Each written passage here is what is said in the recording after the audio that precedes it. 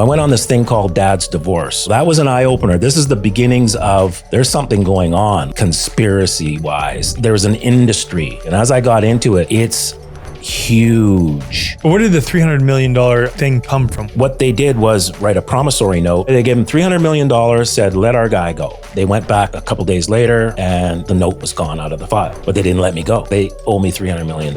Your signature is being used to turn into money all the time. When you put your signature on a piece of paper, it can be filled out after the fact. You can start to use your signature to your benefit instead of some banker's benefit, but you've got to understand it. Mr. Cal Washington, thank you for coming all the way from Canada. Yep. I'm happy to be here and honored to be here, actually. Honored to have you here. You're the legendary one here, man. Yeah, well. You're the legend. Yeah, some people think I'm a legend, but I'm just a normal guy. I know you are, I know. But you're also like a legendary normal guy, Yeah, which okay. I really appreciate. I said that to my Facebook audience and a few other places. I'm interviewing the legendary Cal Washington today. What questions do you have for him? So have a few questions lined up for you from the audience, but I interviewed you a few years back on this podcast and you went into your story a little bit and the whole $300 million situation, which is really, really interesting, sort of peeking behind the curtain, so to speak.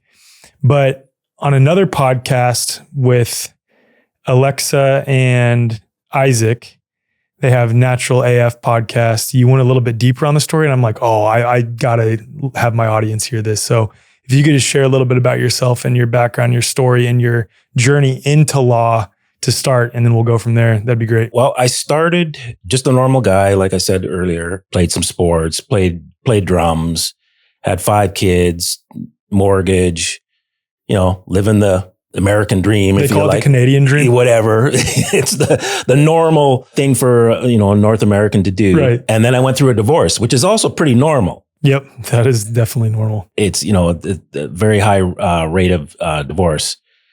Couple of things happened. I ended up in court. Number 1. Number 2, I had never really been in court, just traffic and, a couple of minor skirmishes and stuff like that, but I'd never been immersed in it. Now I'm going there all the time and I got a lawyer, which is the normal thing to do. The lawyers colluded, this after months and months and months of arguing back and forth, they colluded and basically took our house. Wow. Yeah. So they acted like they were opposing, and yet they were actually behind the scenes working together. So you and your ex-wife's lawyer were both colluding together. Yeah. Wow. Against both of us. And so they took the proceeds from our house. I managed to get a little bit of it back from my lawyer, like $3,000 or something. But because I had given him, I went out of town and I'd given him specific instructions that the proceeds of the house was to go with the realtor's lawyer in their trust fund. And he put it in his trust fund, my lawyer. And they thought, oh, Cal will be okay because it's with his lawyer. And I wasn't okay with it because I was already suspecting that my lawyer was not working for me. So another thing that happened, so once the house was sold, our lawyers dropped us. They didn't even write up the order for the house to be sold. It was never actually signed.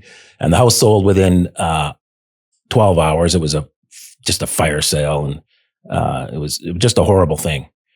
So once our lawyers left us, I now was self-litigant. And so I had to start reading.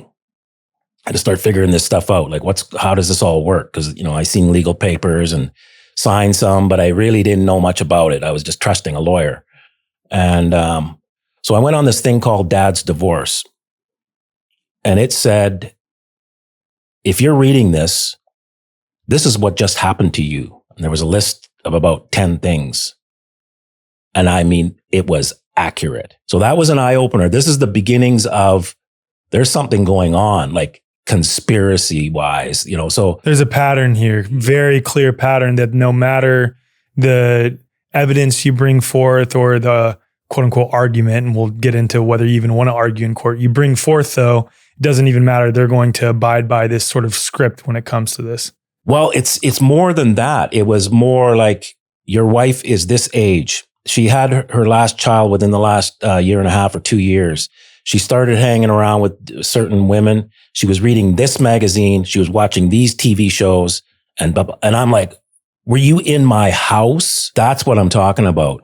And it said that 80 to 90% of divorces are this exact scenario. So there's an industry. There's a programming, and it's a divorce industry. And as I got into it, it's huge, way bigger than anybody knows. So this is where we get into bills of exchange, et cetera, because the order for a dad to pay child support to his wife, it falls under the definition of a bill of exchange. So the judge orders it. So you have party A orders party B to pay party C an exact amount with a date and a signature. It is a bill of exchange, and therefore it is money. It's not an order to pay. It is an order to pay money. It is money itself. It's a negotiable instrument. Here's the thing. Guess who has those orders, the originals? The court. You start adding up every child support order, if there's nothing else on it, like it has to be without any other conditions, you start adding up the amount that a man will have to pay. Because again, the last child, when the part of this the whole divorce thing, the last child's about 2 years old. So no matter how many children you got, it happens around the last one, about 2 years in. So you've got an order for that child up until they're 19. That's all a part of the figuring out how much that bill is worth. It's trillions of dollars, the whole industry. And then there's one company who is enforcing these things under different names. The Family Maintenance Enforcement, where I am, in Alberta, it's Maintenance Enforcement. So they got all these different acronyms, but it's one company. North America wide, and it might even be worldwide, but back then it was North America wide. And the only thing that makes any sense, because they get a lot of favor in the court, is that they're buying up the child support orders as bills of exchange, and therefore are enforcing them as like a debt collector. So when you add all this up, that the divorce industry is a heinous, huge moneymaker. And so the courts, this is why a lot of dads, in particular dads, have a lot of trouble in court, because they're not interested in what's good for the kids or good for the dad or good for the mom even. It looks like that. They're interested in, we need to have these bills of exchange. And that's what I saw when I was in court, because I couldn't put my finger on it. They weren't listening to me and they weren't listening to my ex-wife. It was like, they're listening because they have to, but like, can you hurry up? Because, we got to get to the thing it was just this underlying feeling that I had that there was something else going on, and they didn't care about the rest of this. Let's just get through this so we can get to our thing. Right. Right. And that's what it was. It was these bills of exchange. Wow. The situation with you driving without license plates happened shortly after this, like once you started going down these rabbit holes, so to speak. Exactly. So because I was now a self-litigant, now I'm, researching and I'm finding these groups, one group in particular. Actually, I'm finding guys on the internet who are saying stuff, about the country and about the capitalized name. And so I started going to these meetings, and I'm sitting there a little bit of like a fish out of water, because I'm still pretty normal, if you like, right? Still kind of mainstream, work and, that kind of thing, and bank and driver's license, all. So I'm going to these meetings and they're talking about birth certificate and capitalized name. And I'm like, this just sounds like nonsense. You guys are just making this up. And of course the people there are a little on the fringe side from my perspective. Totally. I'm just being honest. I had a little, some judgments, but as I researched, I started to go, man, there's something about this. I think there is some truth in this. So I started finding some of the gurus who were teaching this stuff. Like Winston Stroud, was that one at the time, or? No. Okay. Winston Stroud was much later. So This is more like Free Man on the Land. What year is this? Oh, this is like 2000. Okay, got it. So this is a while back. This is 2001 somewhere. Okay. It was after 9/11, so 2002, 2003. Okay, got it. Okay. And So I started going from one guru to the next and going to all kinds of meetings and houses and meeting all these dudes that were living kind of marginal lives still, but from my perspective. Like, I can't give up everything and, live like you guys live. I just don't, I'm not that guy. Right. Yeah. So there was that, there was that distinction I still had, trouble with, because they were really out of the system and just kind of living hand to mouth and, just not really. If you frequently tune into the Way Forward podcast, don't skip this one. This is personal. If you've ever felt a shift from something that you've heard on this podcast, if it's helped you to see things more clearly, if it's helped you to break down a limiting belief system, if it's helped you just to generally question, or if it's helped you to feel less alone, then I'm asking you from my heart to help us keep going. We're not backed by corporate sponsors, venture capital money, or big donors, and that has been a deliberate choice. And we've said no to a lot of ad deals that weren't aligned because we don't want our mission to be shaped by products, brands, and agendas that we don't actually believe in. There are a few trusted brands and products that do support us, and we're incredibly grateful for that. But the reality is, this is primarily sustained by our listeners and viewers. Right now, this podcast has roughly 140,000 video and audio downloads a month, and it's continuing to grow.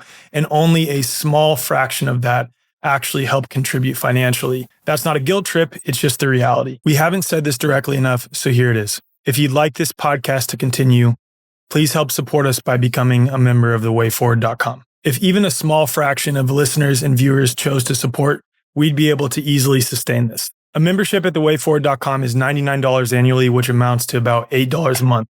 Think of it like a couple organic kombuchas at your local health food store, or maybe a fancy latte every month. And also think of it like this. In addition to ensuring that we can continue, you're actively supporting yourself in the process. TheWayForward.com is a private membership platform that allows you to instantly connect with aligned people, practitioners, farms, schools, restaurants, and more in your local area. And if the platform isn't for you, we've added a donation option as well. You'll find both of those in the show notes.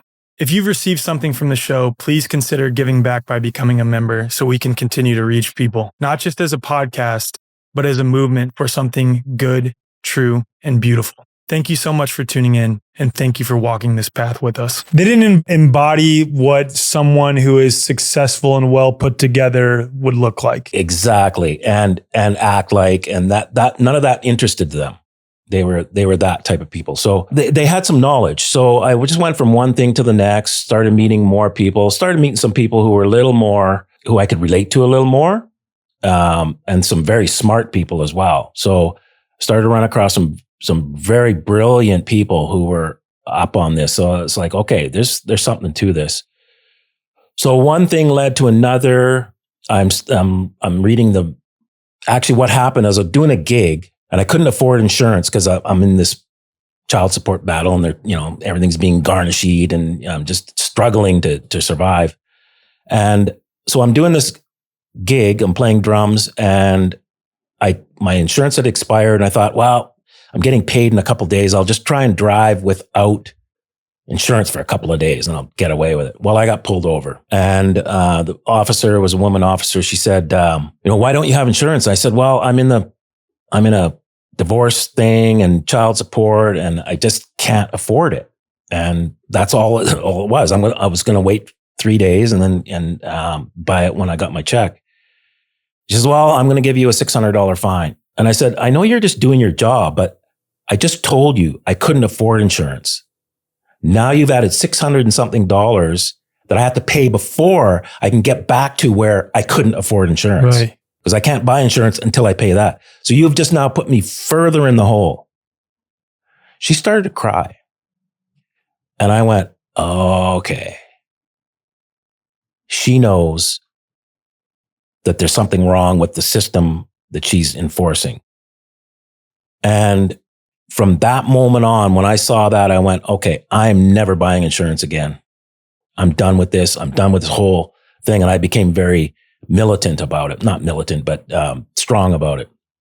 So I started reading the Motor Vehicle Act and became very adept at it and drove, there was a group and we had plates made and we were doing this, free man on the land kind of activities and driving without insurance.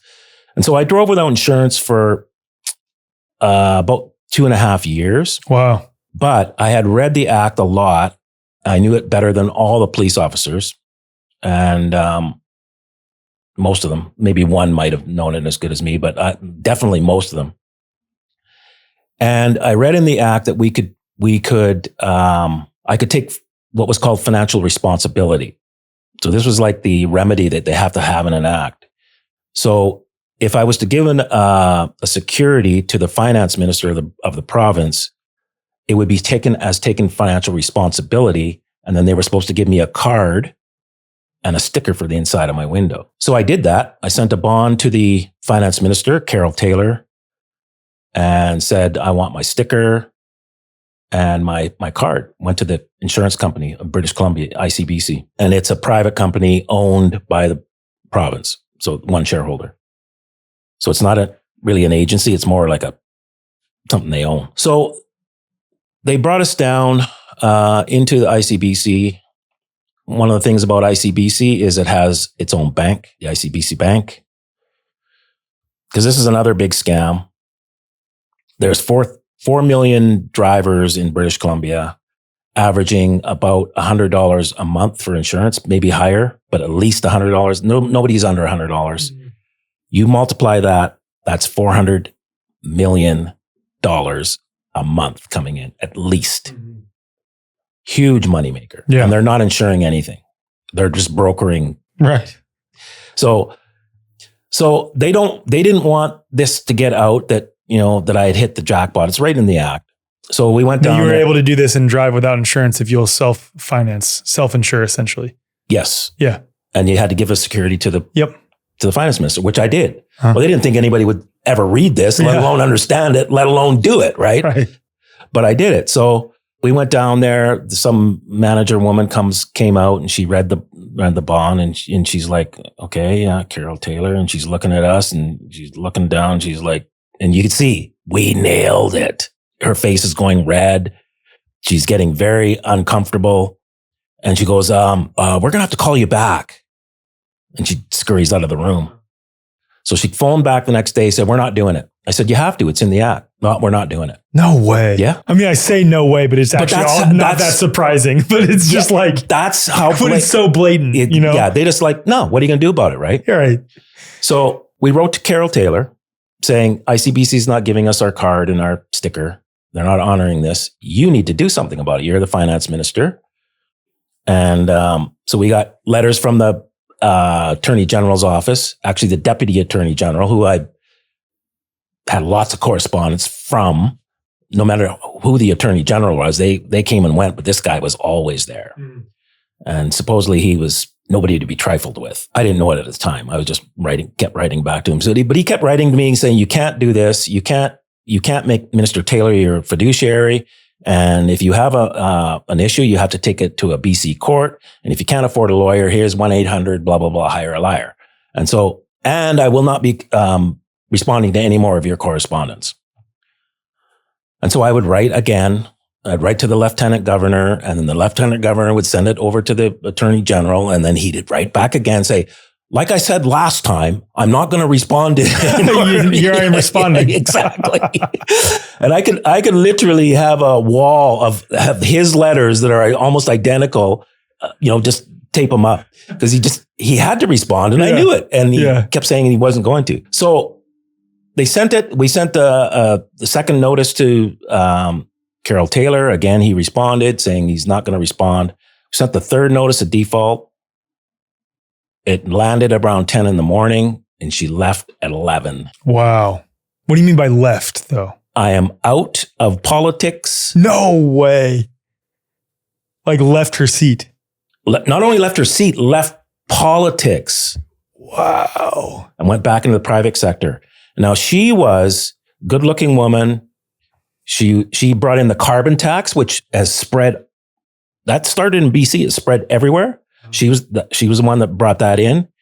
She was being groomed to be the next premier for sure, if not a prime minister. So she was like the poster. This is the woman. Politician. Oh yeah. She's like, we're behind this one. Yeah. And she just like left with no notice, like the day of mail. So that was our first one where we saw this type of behavior. I've seen this so many times after that. Did you just know immediately that that's the reason, that she knew that she was liable for this? She knew she wasn't following her own laws or their own laws, and ultimately you called them on it, and this was going to get worse for her. So she's like, I'm out of here. Yeah, because again, we're just doing whatever we can, right, and following and learning as we go. So I don't have all the knowledge. I still don't have all the knowledge. Right. I have way more now, but I back then we were just like, okay. And then when she left, we're like, okay, we're onto something here. It was proof of concept. Exactly. So one thing led to another. I'm now driving without insurance still, and using my bond with the police officers. Of course, most of them are just like, you're an idiot. I had the odd guy who would go, really? Yep. Totally cool with it. And even supportive of it. Privately, yeah, of course. He wouldn't say anything in front of me. This isn't my official position. Yes. This is like my personal. I probably had about 5 officers talk to me if none of the officers were around. Yeah. Would they inquire, like ask questions like, hey, what else? Yeah. They would say, what websites? Like, and one guy said, there's a group of us meeting and we're trying to find out all this stuff about, what we're a part of and all that. Like websites. Yeah. See, I love hearing that because I know that it's still the case till this day. I mean, dude, I used to be in the Army. I was an officer in the Army. I woke up.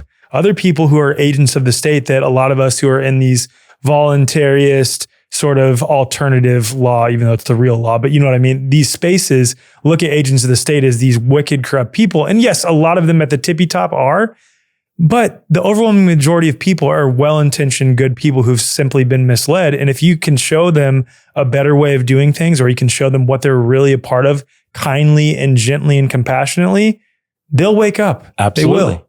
Yeah. And I came across quite a few of them.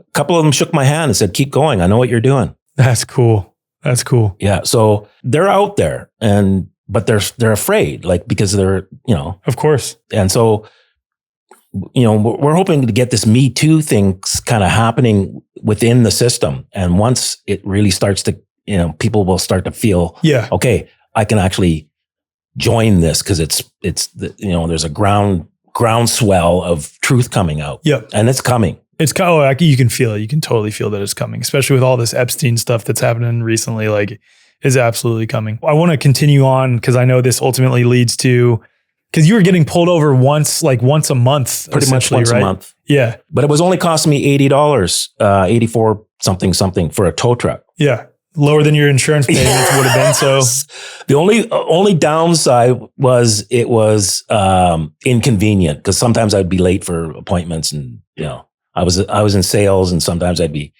have an appointment to go measure a job or whatever, and I'd be late. But so basically they're pulling you over, even though you followed the law according to their own codes, statutes, or whatever you call it in Canada, because they didn't give you the sticker that they were supposed to give you. You didn't have insurance when you would be pulled over, and ultimately, and you also didn't have plates, I'm assuming, right? Yeah, eventually they took all my plates, and I just... Yeah, because you didn't have insurance on your vehicle. Well, I had my own plates for a while, but they took 2 of them, and then I thought, I'm just going to... Okay. So I just went blank. So they're pulling you over once a month, assuming that you're breaking the law, and then you're having to explain like, no, I did all these things. Did you even explain at that point? No. Right. I would just tell them, I would tell the office, because it's pointless trying to... Right. To some officers, they're just really not happening. So I would just tell them, listen, in the act, it says that I can have my truck towed to a private residence, and my friend lives right across the street there. So when the tow truck comes, I want him to put it in that driveway, so I'm off the street. Oh, you can't do that. I said, yes, I can. No, we're impounding. I said, no, I don't want it impounded. I want it put on a private residence right there across the street. Blah, blah, blah, blah. I said, you know what? Why don't you go back in your car and talk to somebody and then come back? And they'd sit in there for 20 minutes, and he'd come back, head down. Yeah, it turns out you can. Mm-hmm. So a couple things I noticed: as soon as the tow truck driver lifted my van, the officer would leave every time. So it was a policy. I knew it. I guess it has to do with liability at that point. Now it's in the hands of, clearly in the tow truck's hands. Yeah, so we back away from it because we don't have anything to do with it in case the tow truck makes a mistake. So it was instantaneous. The car would leave. And so I would go to the tow truck. Here's your $84. Just put it back down. You don't have to even put it over there on the street. And he'd be like, oh yeah, okay, well. And fine, yeah. Yeah. So I always had to have $84 cash in my pocket. And that was your insurance. That was my insurance. So never go without it. Right. So yeah. So I had some fun with it. There was some down times. I spent a lot of time in back of cars and, police cars and handcuffed sometimes and sometimes not. Yeah. I went through it. Mm-hmm. And when did this eventually turn into the situation with the 300 million that really made you like sort of bust this wide open? Well, I ended up with RoboCop, and I was driving on my way to an appointment, and in Vancouver, there's different boroughs or different municipalities. So, and some of them hire out the RCMP, which is a national police force, as their city force. So it's a contract type thing. Their jurisdiction is just that municipality. They can still act as a peace officer anywhere in the province, or if there's a crime in progress, they can go outside of their jurisdiction. There's rules on it, and I read all those rules. And so anyway, I'm in Vancouver, and a Burnaby RCMP who was on his way to court in Vancouver saw my plate, and pulled me over. He was in a unmarked car by himself. And there's a reason why he was by himself, because he was RoboCop. And I don't think he got along with any of the other officers or any of the staff where he was that guy. Chip on his shoulder. Yep. Yeah. Got beat up in elementary school, and now he's just getting back at whoever he can get back at. Makes sense. So he was that guy. So he pulls me over. We had normal discourse, and then somebody told him in his ear to summons me to court. So I'm waiting for the tow truck driver to lift me up so that he can leave. And he goes over the mic, hey, you want to give up the ticket? Me and the tow truck driver look at each other. And so I walk back over, and he takes the ticket and tears it up. I'm like, okay. Didn't really care one way or the other, and then he puts a summons on the trunk, and he does the drop slide. So how they do it is they drop and they slide it a little bit. That's training. I've seen it numerous times. And then they take their hand off of it. Psychologically, it makes you pick it up. So it's like a drop slide. Got it. So you did pick it up? Nope. Oh, you didn't? Okay. No, because I'd already fallen for that once. Okay, got you. I've been through that. That's how my divorce went. It was a drop slide. Got it. Yeah. Wow, that's so interesting. Yeah. These little tactics. So now I'm like, oh, I'm not picking that up. Well, you have to. No, I don't. Yes, you do. I said, show me the law that says I have to pick that up. Yeah, because it doesn't exist. So he was, well, I'm arresting you. You have to take it. Otherwise, I'm not going to let you out of arrest. I said, I'm not arrested. I said, you had me in your car handcuffed, but you let me go. And he's like, are you telling me I'm still arrested? Yes. I said, no, I'm not. Well, I'm going to rearrest you. So he rearrested me, took me back into Burnaby to the RCMP detachment. The guy at the booking thing takes one look at what's going on, because he's supposed to be in court. And, and I'm sure he heard on the radio what was happening, because it was, there would been a lot of dialogue. And he goes, I'm not, he just walked away. I'm not booking him. You're going to have to book him yourself. Like, not have nothing to do with you. So he books me in. I'm there for like 5 minutes. I did a prayer. I said, I'm a son of the living God, and I want to be released now. And the door opened, and there he was. And he goes, okay, it turns out you don't have to pick it up, but I'm going to read it to you. Won't be good enough. So he reads this thing to me, and I just stared at him like I should have plugged my ears. I learned from that, later on in court, I did that. But no way. Literally, you've plugged your ears before too? Yeah. Because I learned these things the hard way. Right. That was a mistake looking at him. I should have looked away or something, right? Yeah. So he lets me go.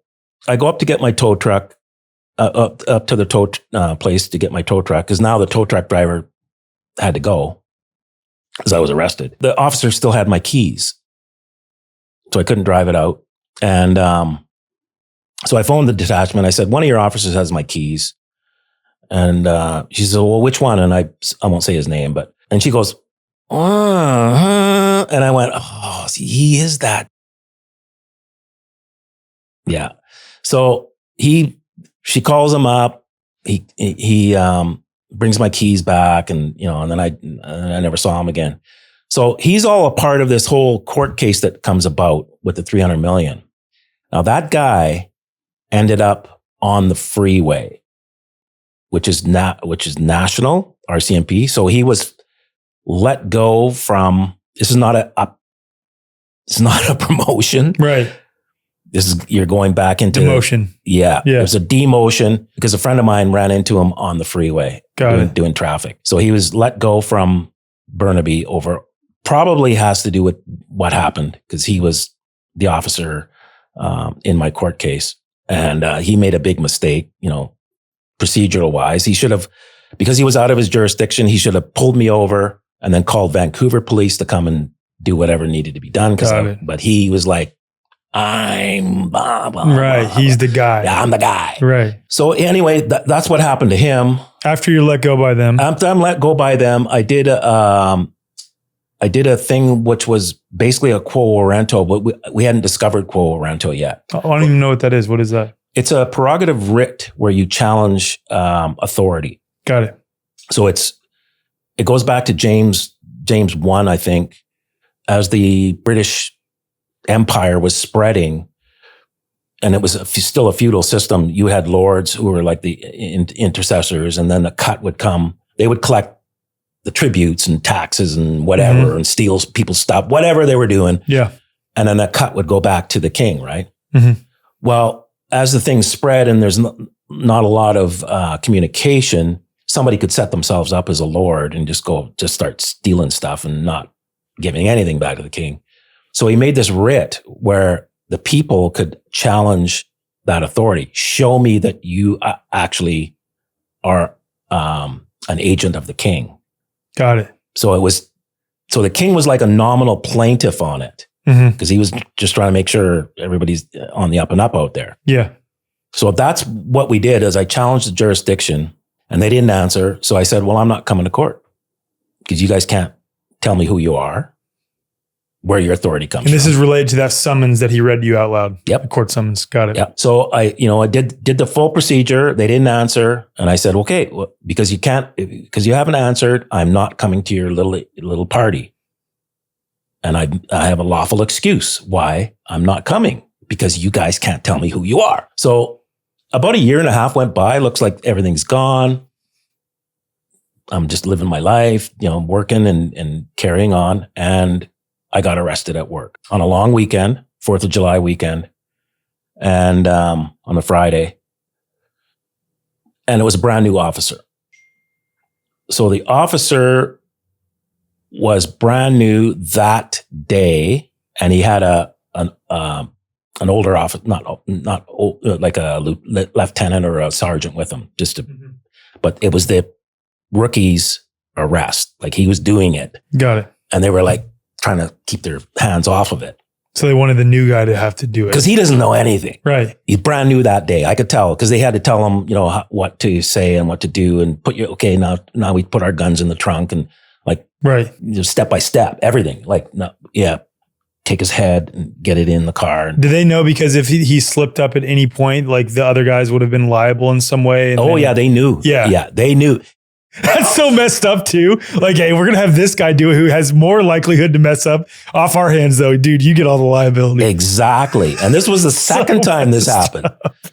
So where I got a brand new guy and they wait till the brand new guy's there and then they go, okay, let's go do this warrant. Because nobody wants it, right? Right. Because they read all the stuff. I asked the guy, the older guy, I said, did you read everything? He said, yeah, I did.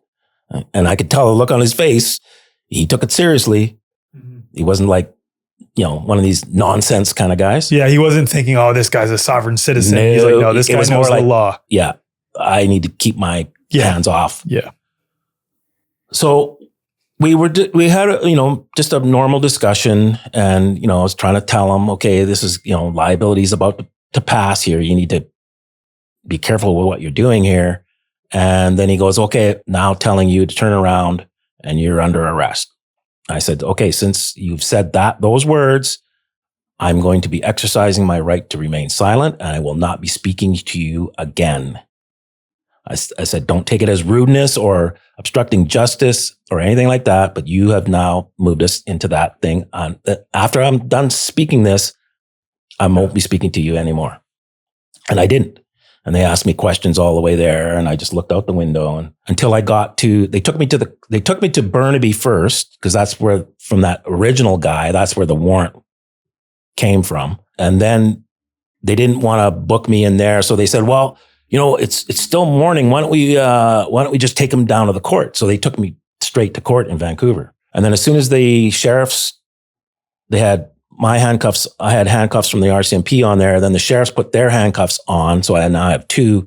And then everything's about custody, right?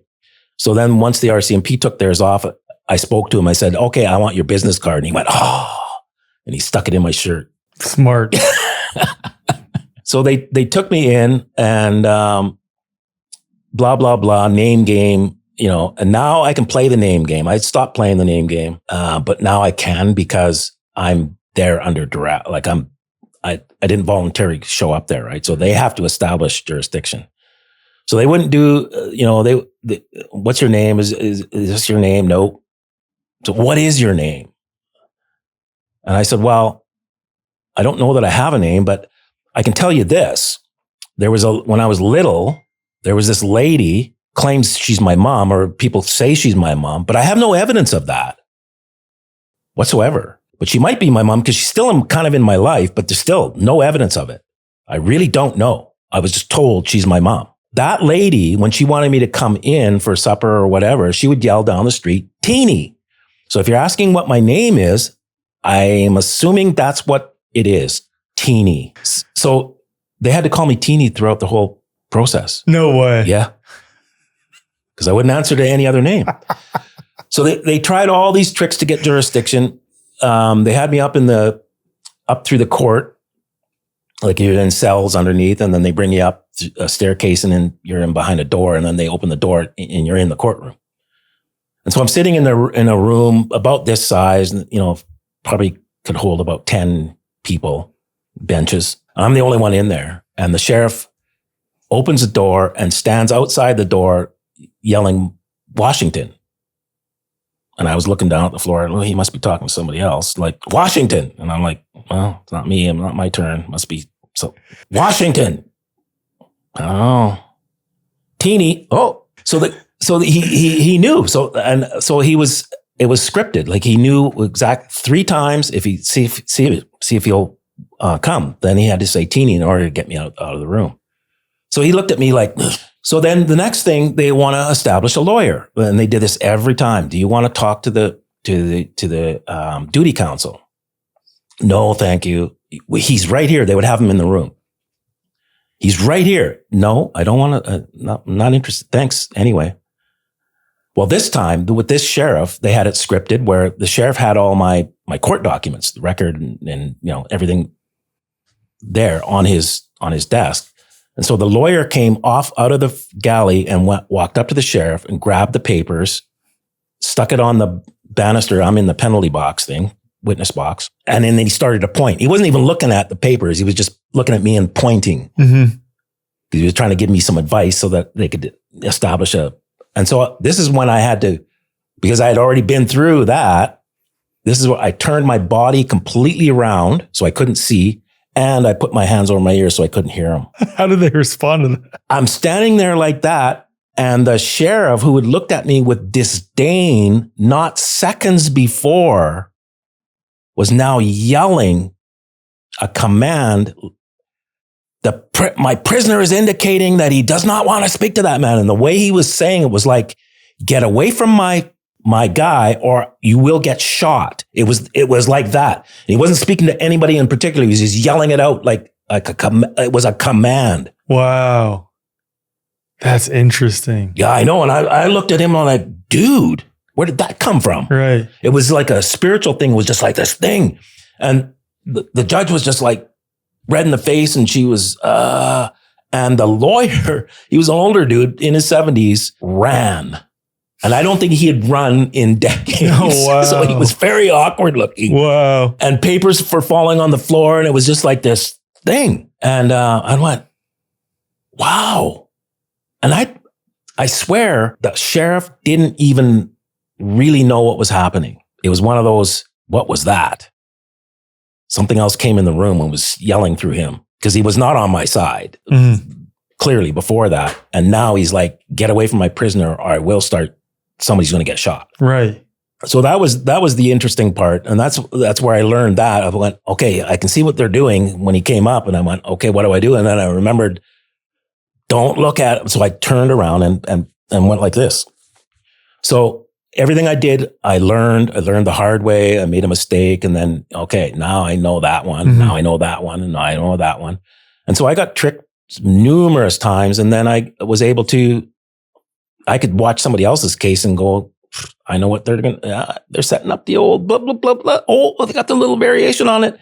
Like it's all about establishing jurisdiction and getting you to consent. Yes. And establishing some kind of agreement and getting you to confess. It's all about that. It's all tricks, getting you to obey them in any way. So I figure the judges have about 10 tricks and then a couple variations on them. And that's all they've got. So once you know those, it's no, not falling for that one. And then they're really stuck. They don't know what to do. And they either recess or they'll just adjourn it and then try and get off the case. And I just saw a lot of that kind of behavior. Interesting.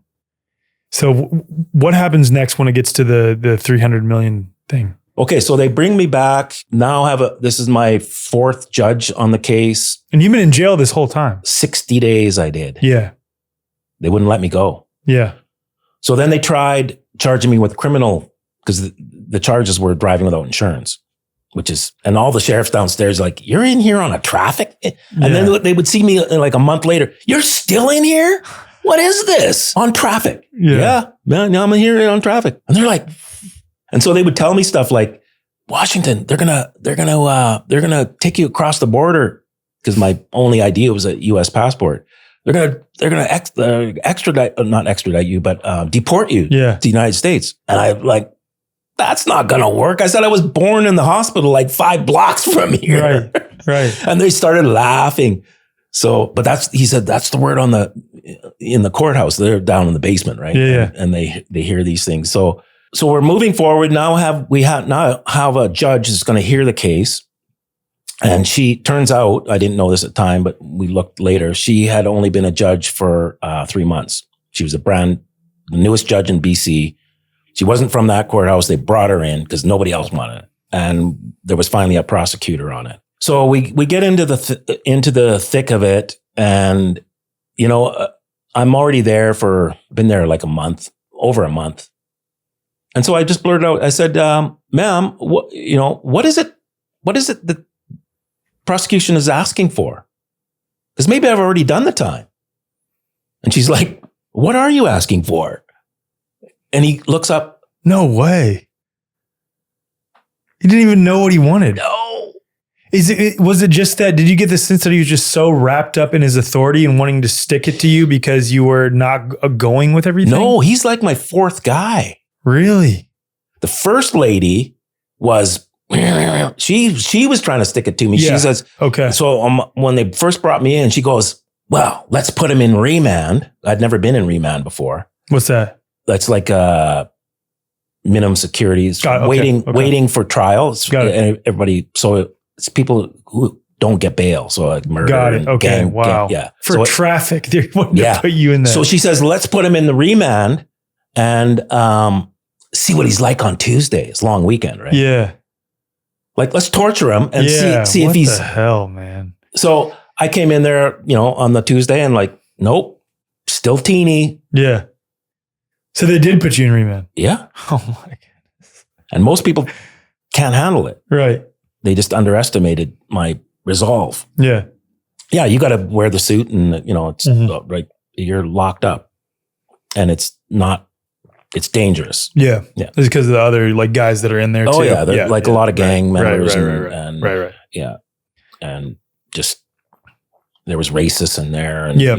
that was just not a lot of bad things can happen in there. So that didn't work. And then I kept saying to her and the woman judge, "You're harming me. You're harming my children. You're harming me, and you're harming my children." Because I had, they took me from work. Yep. And didn't allow me a phone call or anything. So my kids didn't even know where I was the whole weekend. Yeah. Wow. I said, I got 2 minor daughters at home, and they don't know where their dad is because you guys won't let me phone. So then there was this guy, he came, I had seen him in the court house. He was always with the street people, but he was dressed, I wouldn't say he was dressed like a lawyer, but he was dressed, nicely, kind of funky, but, jacket and maybe a yellow tie and a little bit different, but I didn't know who he was. But he seemed to always be working with the street people. They had me down in cells, and they said, somebody wants to talk to you. And so I go up to the glass, and it's him. And I'm like, he goes, "I'm a lawyer." And I'm like, "Well, we're pretty much done." Yeah. He says, no, I was in your case today, and I heard that you can't get in contact with your kids. He says, "There's something I can do." And I kind of looked at him, and I saw him with street people. I said, "Okay, I will phone my friend." I wasn't going to give him direct contact with my kids or anything. I said, phone this guy, and he will know what to do. And so he did. Well, my friend is the guy, we were working as a group together on all these bonds and all that. Now they know I'm in jail. And that's how they got tipped out. So number one, he was able to contact my kids. And number two, they're starting to work. Hey, we didn't know Cal was in jail because nobody knew. And so they start working on a habeas corpus and this $300 million thing. So where did the $300 million thing come from? What was the idea behind that? And what was it exactly? It is a payment. So it's like a promissory note, which is a negotiable instrument, which is money. We did. And we'll get to that in a little bit. Yeah. So a habeas corpus traditionally is another one of these prerogative writs like quo rento and mandamus and habeas corpus, centuriary. Can't remember the other ones, but these are all old common law writs. They're still available. So traditionally, how a habeas corpus would work is only really a noble could get somebody out of jail, and they would have to put up some kind of bond or a promise to pay in case the guy ran or whatever, right? So there was a money, and that's where bonds, bail bonds, stem from. Now it's more on your own recognizance, but because I imagine they're getting it from your birth certificate, right, or whatever they're doing. It's based on money. So what they did was write a promissory note along with the habeas corpus, like a traditional thing was, here's a bunch of money and let our guy go. I'm sure will cover way more than you're going to make on the case because it's just traffic. It's not like a murder thing. But even if it was murder, I don't think they make that kind of money. So anyway, they gave him $300 million, said, let our guy go. Then they went back a couple days later, and the note was gone out of the file. So they accepted it. But they didn't let me go. So they wanted a double dip in their. For generations, our ancestors lived in harmony with nature, thriving on a nose-to-tail approach to nourishment. Organ meats, often called nature's multivitamin, were a staple, providing essential nutrients that supported energy, brain function, skin, gut health, and reproductive vitality. Yet today, these deeply nourishing foods are largely missing from modern diets, leaving many of us unknowingly depleted. Let's be real though, most of us aren't eating organ meats the way our ancestors did.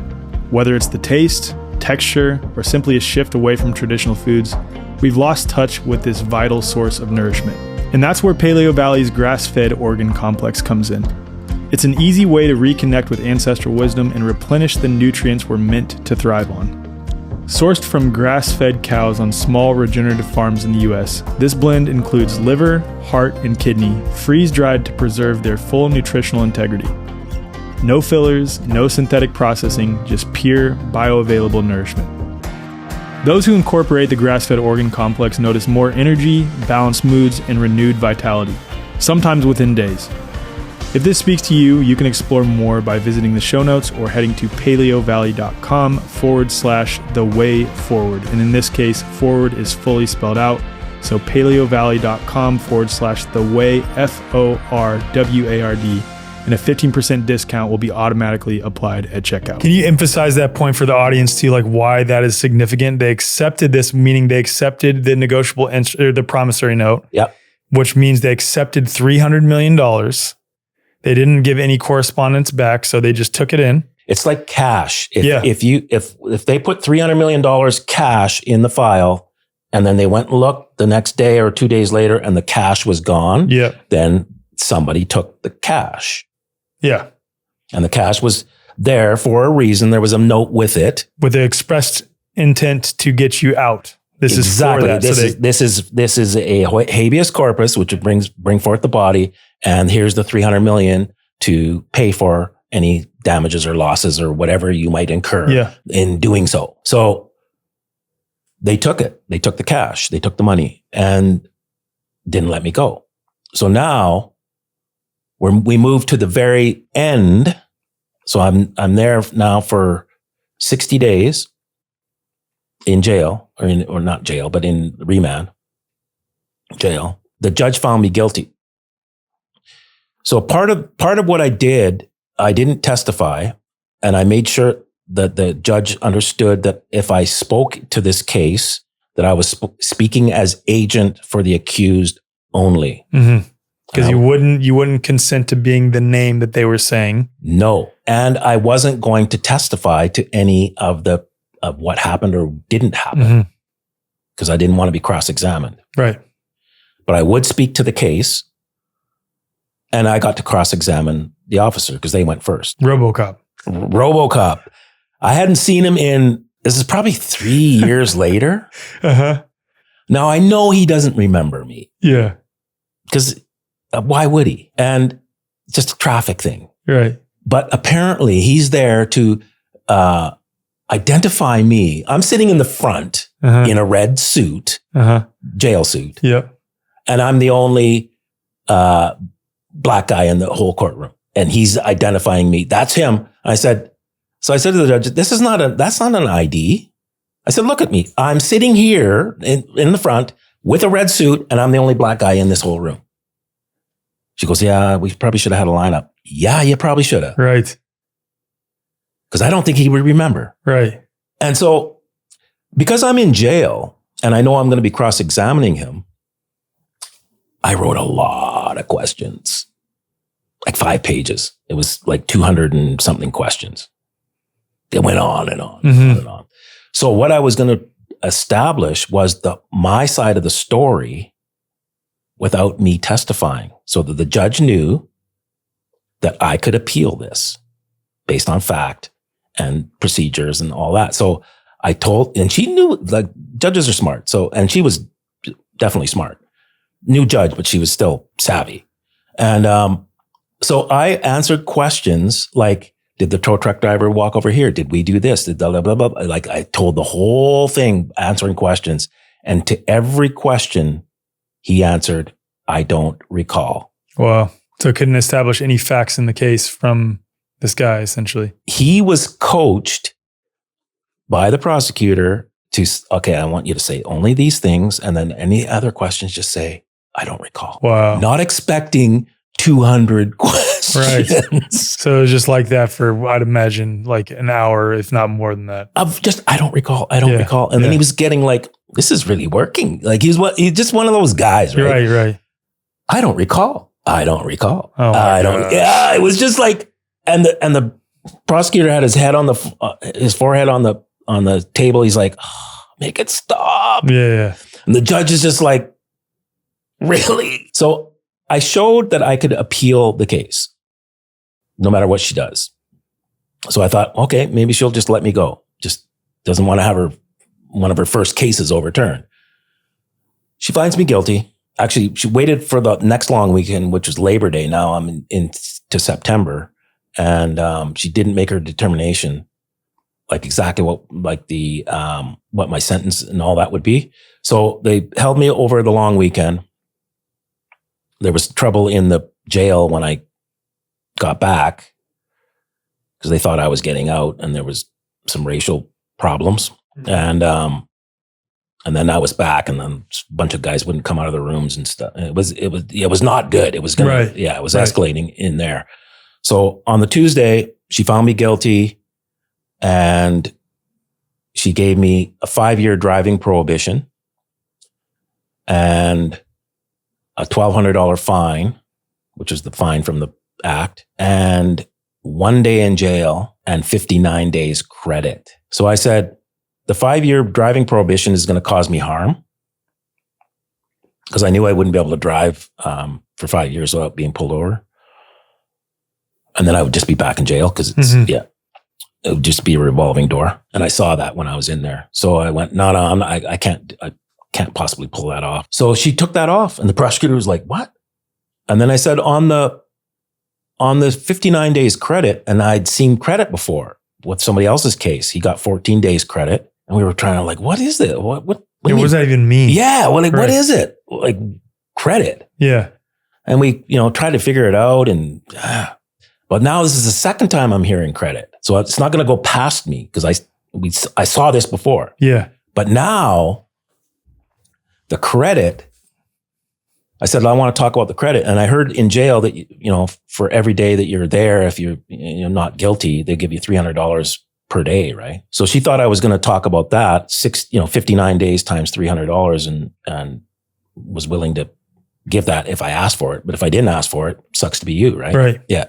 So I said, I want to talk about the credit. She goes, oh, nobody ever does that. I could just see it on the face. Whoa, okay. Yeah. Okay. I said, and this is where the Bible verse that says, don't try and figure out what you're going to say, that in that moment, I will give you the words. Mm-hmm. I experienced that in a real sense. She goes, I said, a promissory note was put in for my incarceration.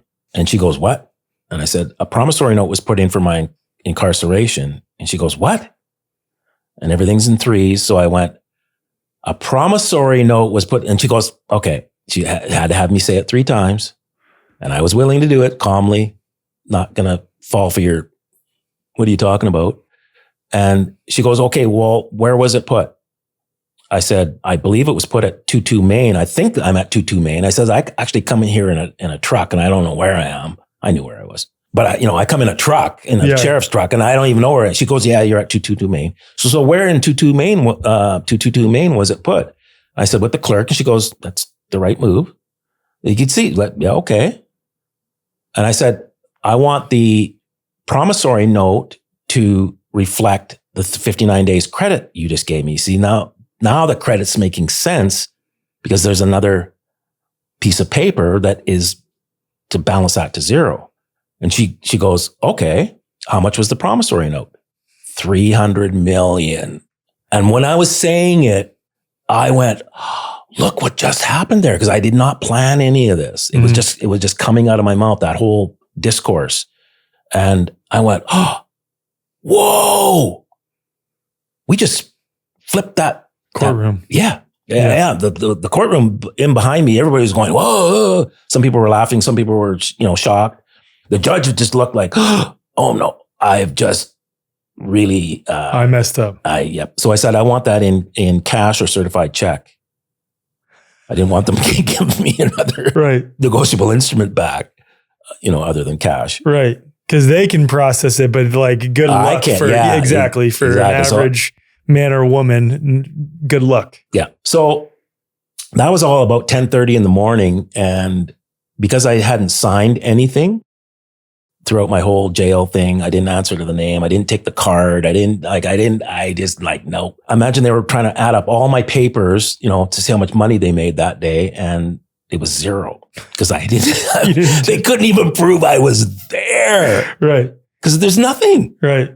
I gave nothing. And, so they didn't let me go. My buddies were there to take me out for a steak dinner, and they didn't let me go till like 8 or 9 o'clock at night. So I was there I'm done, but they still wouldn't let me go. They were like, what do we do? We still got him, but so they finally booted me out of there. And that was the last time I ever appeared in court under my name or my, that birth certificate name. Right. They never, ever invited me back for anything. Right. They wanted to settle it outside. Well, they don't want me back in there ever again. Right. Yeah. because they owe me $300 million. So what happened afterwards? This is where it gets interesting. And I know this is speculation, but similar to the episode that I did with Govinda, where there is not any direct evidence that they realized it, there's a lot of strong correlations, let's say. So I know that there's some things that happened locally with respect to $300 million where they're trying to balance the books, realizing that they messed up with you, right? Yeah. So they had to get my signature to even prove I was there, which they didn't get. So they wouldn't give me my clothes. I came from the court, so I was still in the jail clothes. My clothes were at the jail. So I went back to get them. And they wouldn't give them to me unless I would sign. I said, I'm not signing. Well, we opened an account for you and you got to sign to get it back. I said, no, you didn't. You're lying. Because when you moved me from one jail back and then moved me back here, the guy in the thing showed me my cash. I had $300 cash. So you're lying. There was no account. I didn't sign for an account. I didn't want an account for this very reason.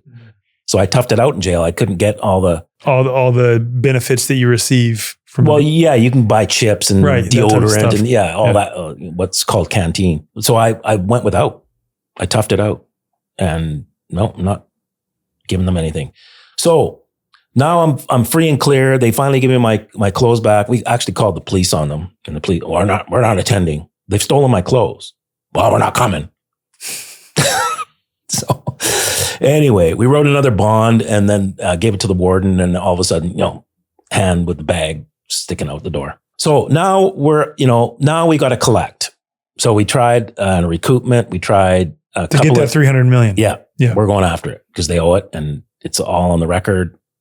And because it was in all the court proceedings, right? That like this was said between this correspondence between you and the judge. Now they will expunge all that. Yeah. Like if I ever asked for a record, none of that would be on there. Right. I can guarantee it. But it's on the recording. Yeah. And of course there's tons of witnesses.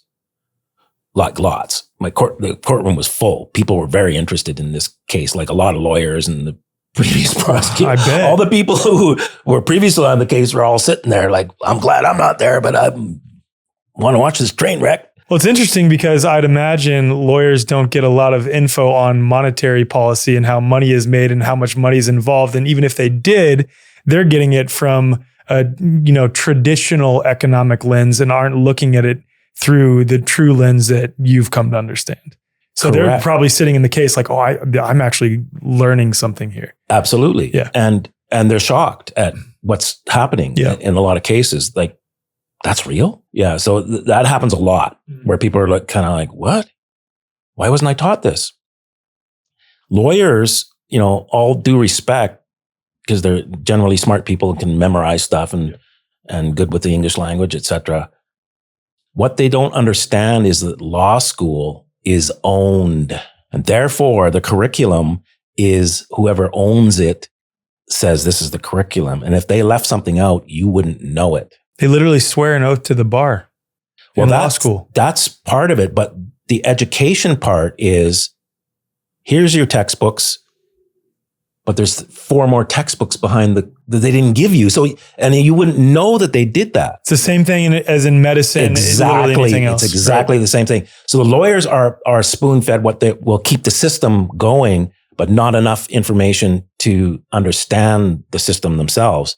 Judges get an upgrade. They get those books, and all of a sudden now they're somewhat up to speed. Sort of quietly behind the scenes, which is why when the judge has someone in front of them that clearly has read those other books on their own accord, they kind of have this wide-eyed look like, oh, I'm talking to one of those people now. I'm not talking to one of the common people that I typically have. Exactly. And because I'm here representing the merchant class, the banking class, and it's my signature on here, I am equal to that other merchant who's standing down there and understands that they're a merchant. And now I'm in the bad position. And why do I want to take it for people who aren't even here in the room? Right. And that's when things start to go sideways. Yeah. They just want to get off. So there's that aspect. And even in our, our notice of liability thing, when we get letters from lawyers, some of our members, we write back to the lawyers and we point out the fact that they weren't taught law merchant at law school. And yet ignorance of the law is no excuse. According to their own standards. These are the words you guys use. Right. How do you like it now? Because you're ignorant of something that is definitely lawful, even though you say it, there's no basis in law for what you're doing. Well, then why is law merchant written in this federal act in Canada? Why is it written in this federal code in the United States? Why is it written in this federal act in Hong Kong and blah, blah, blah? Like it's everywhere. Yeah. And you weren't taught it, and it's not my fault, and it's not my problem. But law merchant does exist. You need to get up to speed. All right. So anyway, we were going after the 300 million. We did a couple things. They ignored it like they normally do. We went to a seminar in New York, and we got some templates and some more knowledge about law merchant, et cetera. And we came back and took a document that we found in there. It was very American.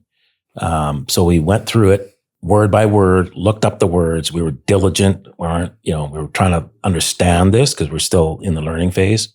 And so it took months of just going through line by line. Okay, what does this mean? Does it apply here in Canada? Do we even need this? And so we modified this document and then took it to the U.S. consulate, because I'm an American, to have it notarized. And when we sent it in, absolute panic ensued. So I sent it on a Thursday, and by Monday it was on the front page of the newspaper that the province had lost $300 million in one day in January. No. Yeah. And so my buddy who thought, yeah, whatever, man. This doesn't work. Yeah. No, yeah. Right. And all the guys at work were like that, right? Yeah. He came in. He goes, "I took you to the post office on Thursday." I said, "Yeah," and it was 300 million in the envelopes, right? Yeah. And he goes, "Yeah. Well, look at this." And so my boss came up and goes, "Oh, it's just another coincidence." And I said, "Okay," because that's all he would ever say, right? Yeah. I said, "Let's go through all the coincidences," and I got to number 13 or something. And then his face changes. He's like, "Oh man, like that's a lot of coincidences." And he goes, I could just see he went, "Yeah, there's got to be something going on."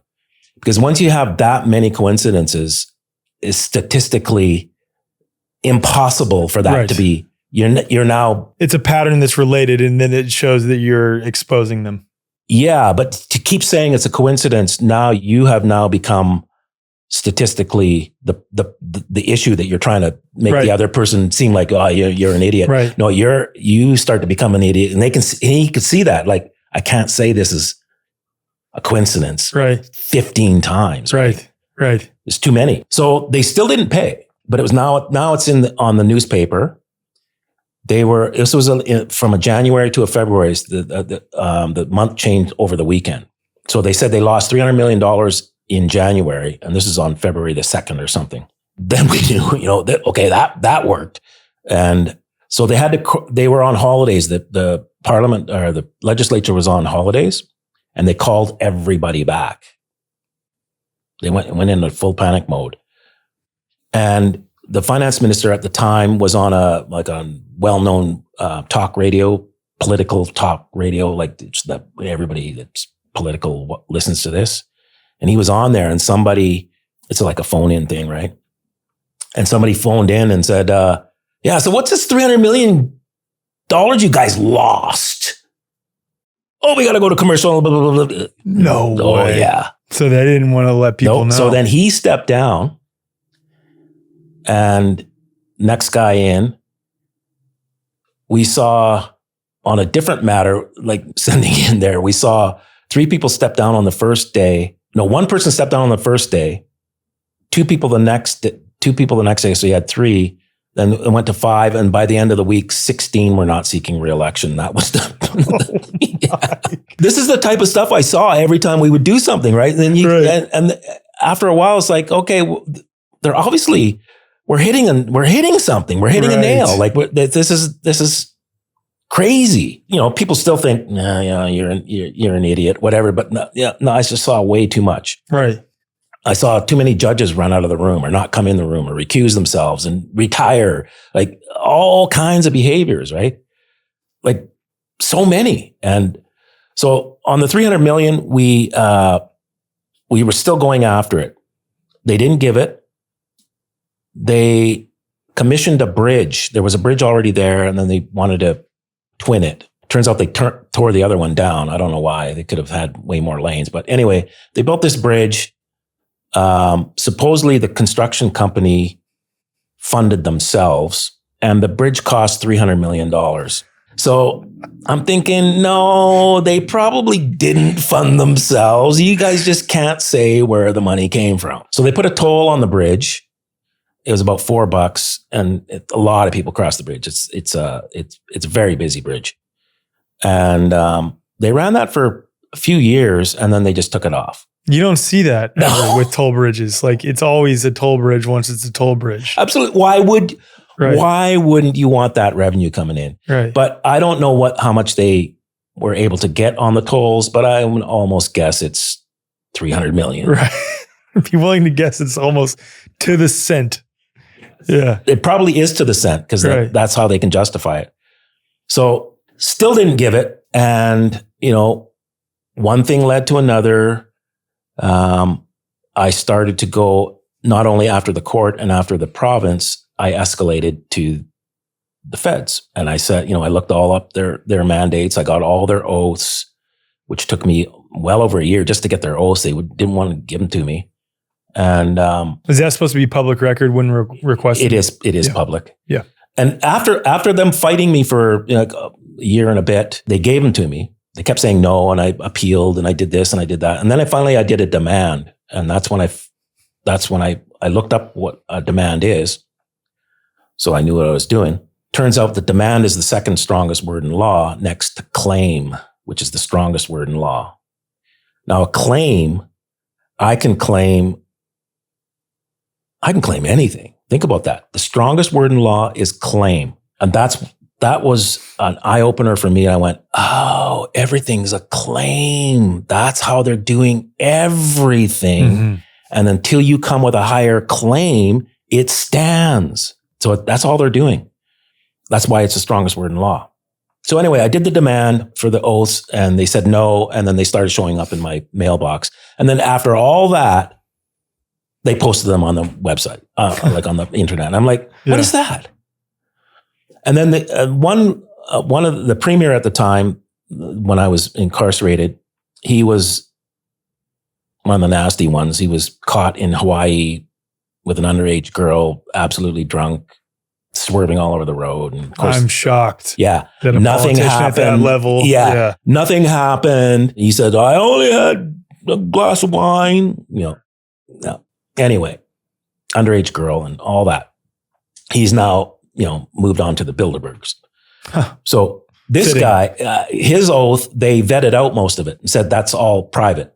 And I went, I didn't really care, but it's a public oath. Mm-hmm. I could probably find it in a recording because everything's recorded, right? Mm-hmm. So, but this is their 2-year-old behavior. I think if we could just scribble that out, it won't, it'll disappear like sticking a blanket over your head. Right. I just look, these people are kind of clever in some ways, but in other ways, they're really kind of dumb. Their hubris is their problem. Their arrogance. They just do really odd things, in light of what has just happened with all this, these Epstein files. This is exactly that. Right. And so I escalated. Now I have all their oaths. And I escalated to the feds, so the prime minister, attorney general, provost marshal of both countries, and to the clerk of the Privy Council. So the clerk of the Privy Council here in Canada and other Commonwealth countries is this privy, meaning secret. It's a secret council that the king has to, or I'm not sure has to, but confides in, and it's this kind of shadow government thing that's really running things. And it's, upper hooty hoots. What would that be in the U.S.? Does the U.S. have one? You don't, not in that way, but I'm sure there is something running here. Okay. The U.S. is still monetarily speaking at the very least, which really means governance as well, attached to the crown. So put it this way, somebody owns the United States of America. Yeah. So just figure it out. Right. If you left them, they probably got it back. Yeah. Right. Just a different way. So we're still celebrating Independence Day like we're still independent. Yeah. Ireland's the same. Yeah. Like the Consolidated Revenue Act in old Ireland is still on the books from when it was still part of the UK. So the money's still moving over there, and that's all they care about. They don't care about, you guys can pretend like you don't follow us, but as long as we're getting paid, I'm good. And the United States is kind of the same thing. So the clerk of the Privy Council is the top guy in Canada that's not elected. Like, he's not elected. It's not the Governor General, but he's really running the corporation. Like, he's the top guy. So the guy at the time, had been the CEO of the Bank of Canada, which is like your Federal Reserve here. He'd also been a director at the IMF. Yeah, you kind of get the picture of who this guy is. So we sent, round 1, round 2, round 3. The mail got delivered. We tracked the mail, got delivered around 10 o'clock. He did a press conference in the morning, 9 o'clock their time. And so the mail came after that. And by noon, grabbed his pencils and out the door. And that's when we knew what we're doing is serious. Like, we did not expect that. So that guy had, he was a insider's insider and knew way more about banking and money than I do even now, I'm sure. But definitely back then. And he ran.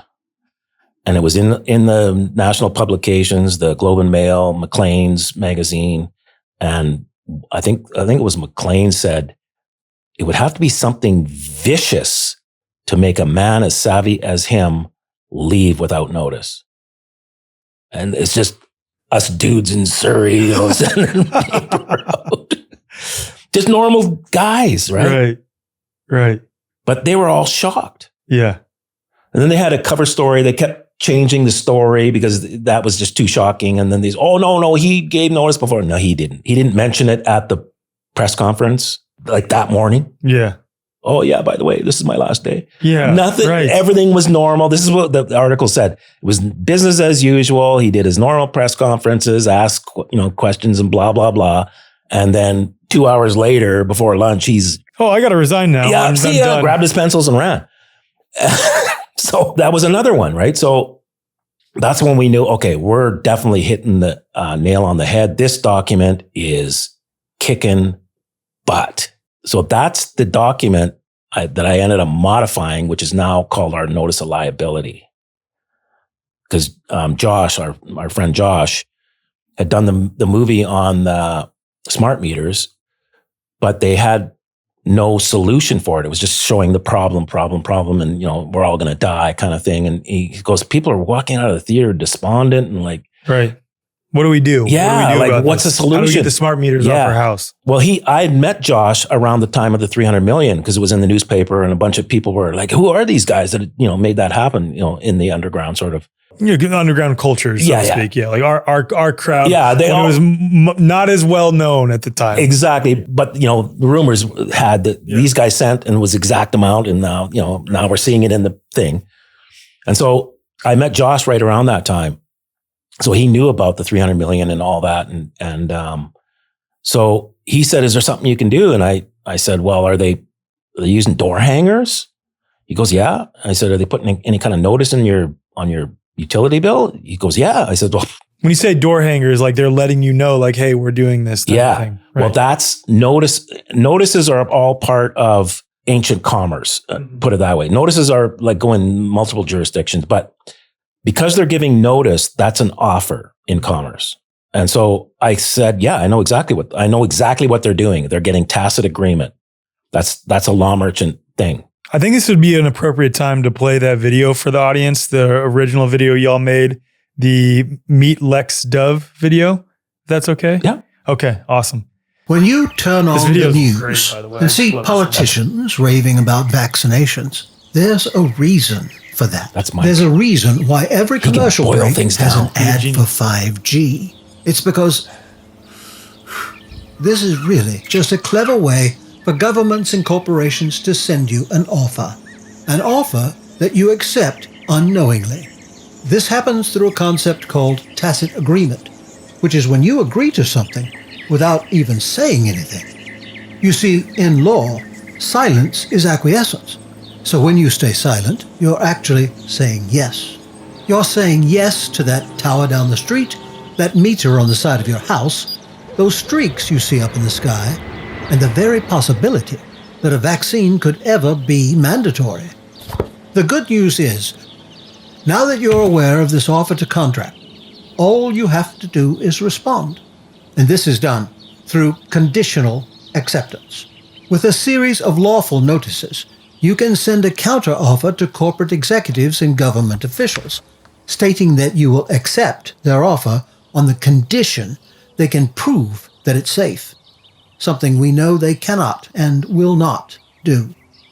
And when these individuals fail to provide proof, you're able to hold them personally liable and charge them a fee for every day they continue to act. InPower has already seen success in several countries where officials have stepped down after receiving these documents.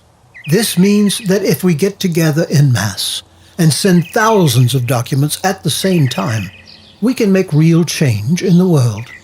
And we won't need weapons, elections, or protests to do it. All we need are pieces of paper that can be printed from home and sent in the mail.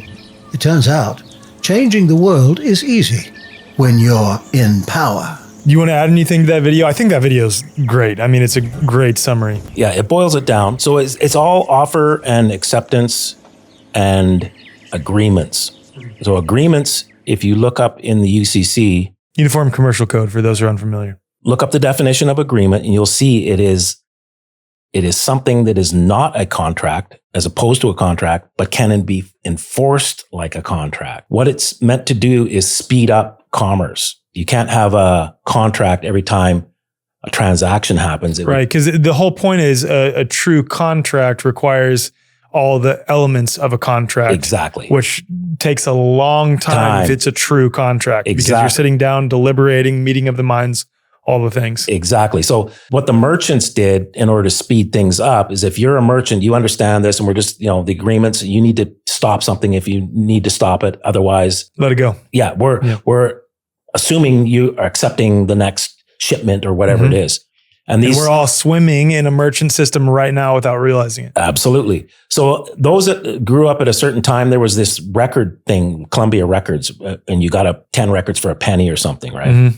And so everybody's, I'm going to send a penny and get 10 records. Then they started sending you records at the regular price. And if you didn't even if you didn't order them, that's law merchant. That's based on that system. So because there was already agreement between merchants, they are now expecting you to accept this and you need to modify it. And if you don't, then they just keep sending them to you and keep billing you. Mm-hmm. So that's law merchant at work. And very few people understand it. And it looks like that it's a scam going on. And it is if you're in ignorance, which is what they've done. They've taken that whole law merchant and merchant systems and foisted upon the rest of us, turning us into merchants with birth certificates so that it's all official. And yet we have no knowledge of it. Even like I said earlier, lawyers don't even know that it exists. Right. Most of you are already aware that our everyday devices are taking a real toll on human biology. Talking about our laptops, our tablets, our phones. Each one of these is hitting you with non-native EMFs, artificial light, excessive blue light, and constant screen flicker. And most of us are feeling the harmful effects whether we realize it or not. But there is a better option. Daylight Computer is actually solving all these problems at the root. And I had an awesome conversation with Tristan Scott from Daylight on episode 202, breaking all this down.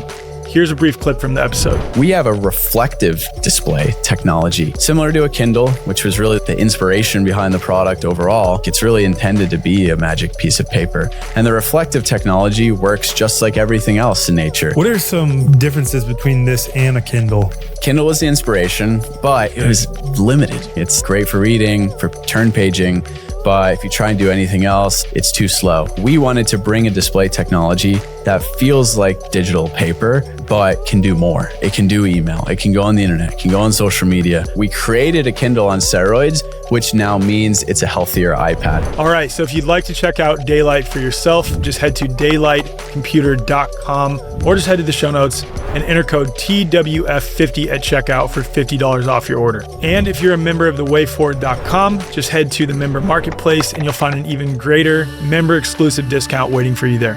And so what that looks like in practical application, which is what the video is getting to, is that things, let's take an example, in the past few years, something like a quote, mandatory vaccine. What does that look like in its practical application through this law merchant system with agreements? That's exactly what it is, because mandatory is not a conclusive word. It's still loosey-goosey. It's not a law.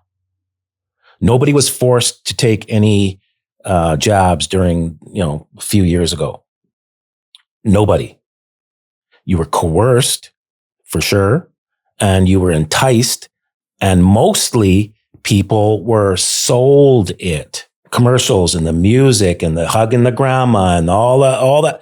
That's selling. Like they used to sell cigarettes and they used to sell alcohol and all these other things that they had to stop doing, but they were selling that before. I mean, the Marlboro Man is a prime example. The macho guy, very masculine cowboy figure on the horse, scruffy beard, Marlboro.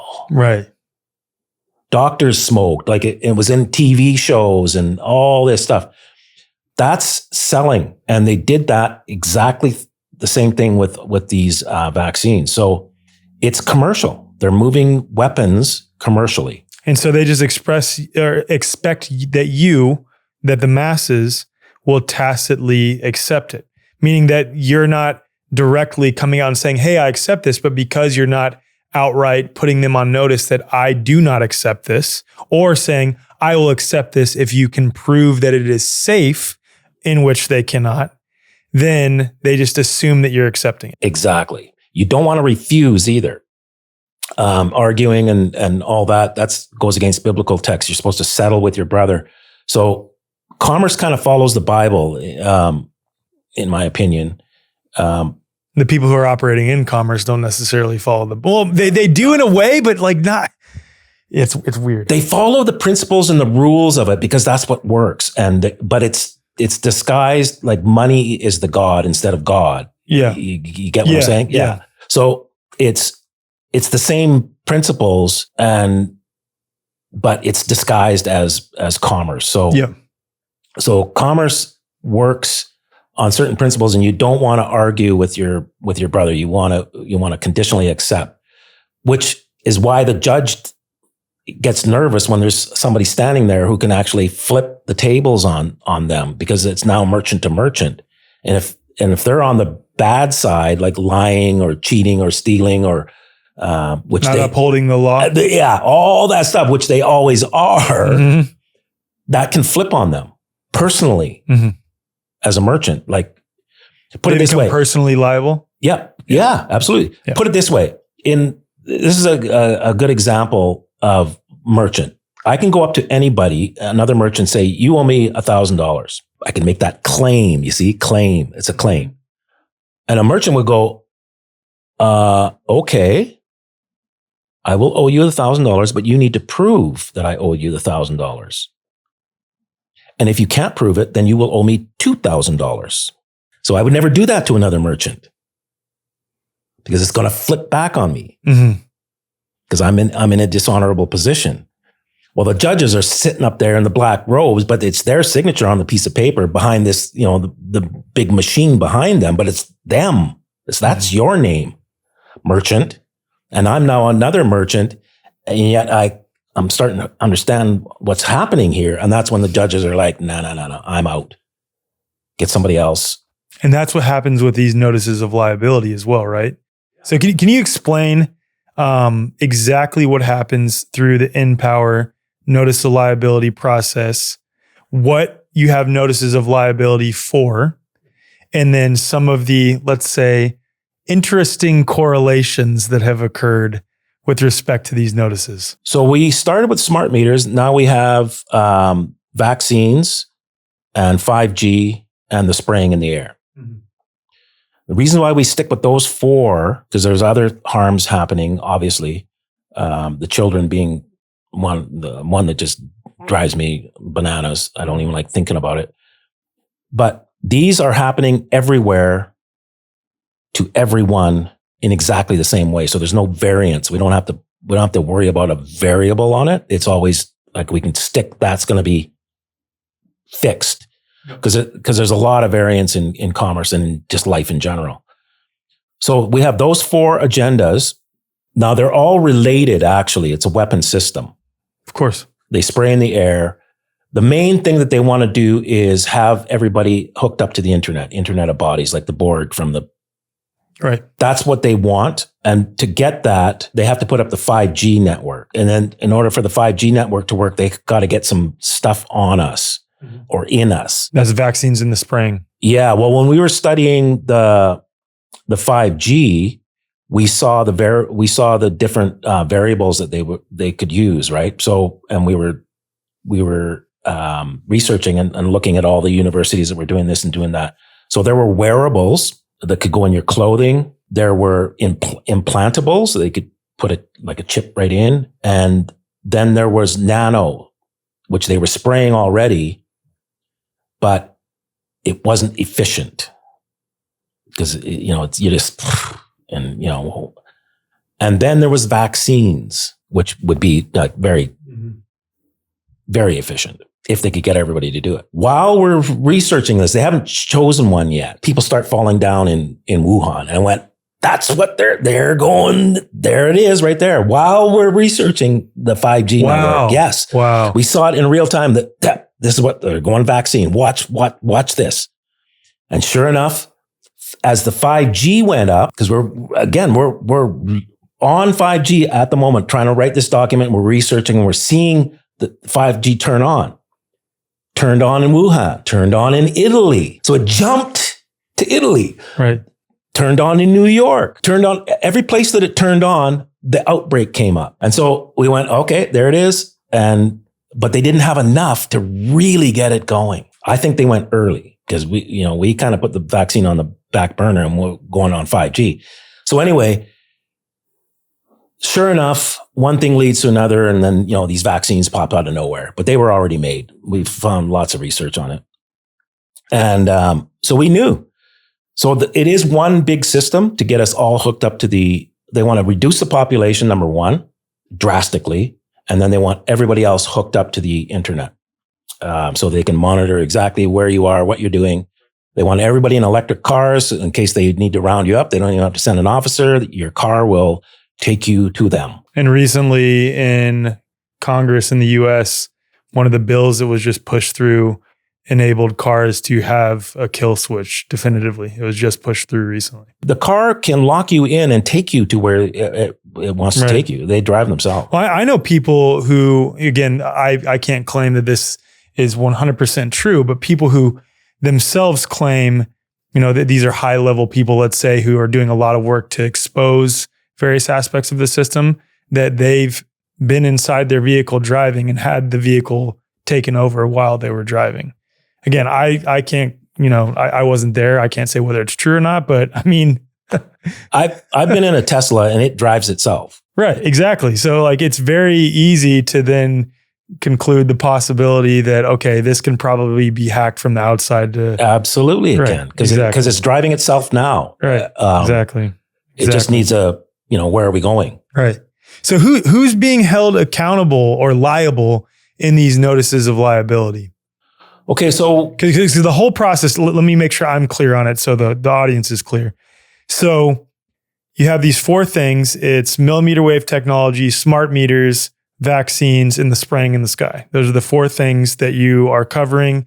Covers really the whole entire earth at this point. And what you're doing is all of us up to this point, or the most of us, the overwhelming majority, have tacitly agreed to these things. And a lot of the people that have tacitly agreed are like, no, I don't want this. And it's like, yeah, but the thing is, they put out various forms of public notice whether it's some obscure government website that nobody checks, or in almost all newspapers, there's a section for law-related notices. I know that because I've done one myself with my son for his birth.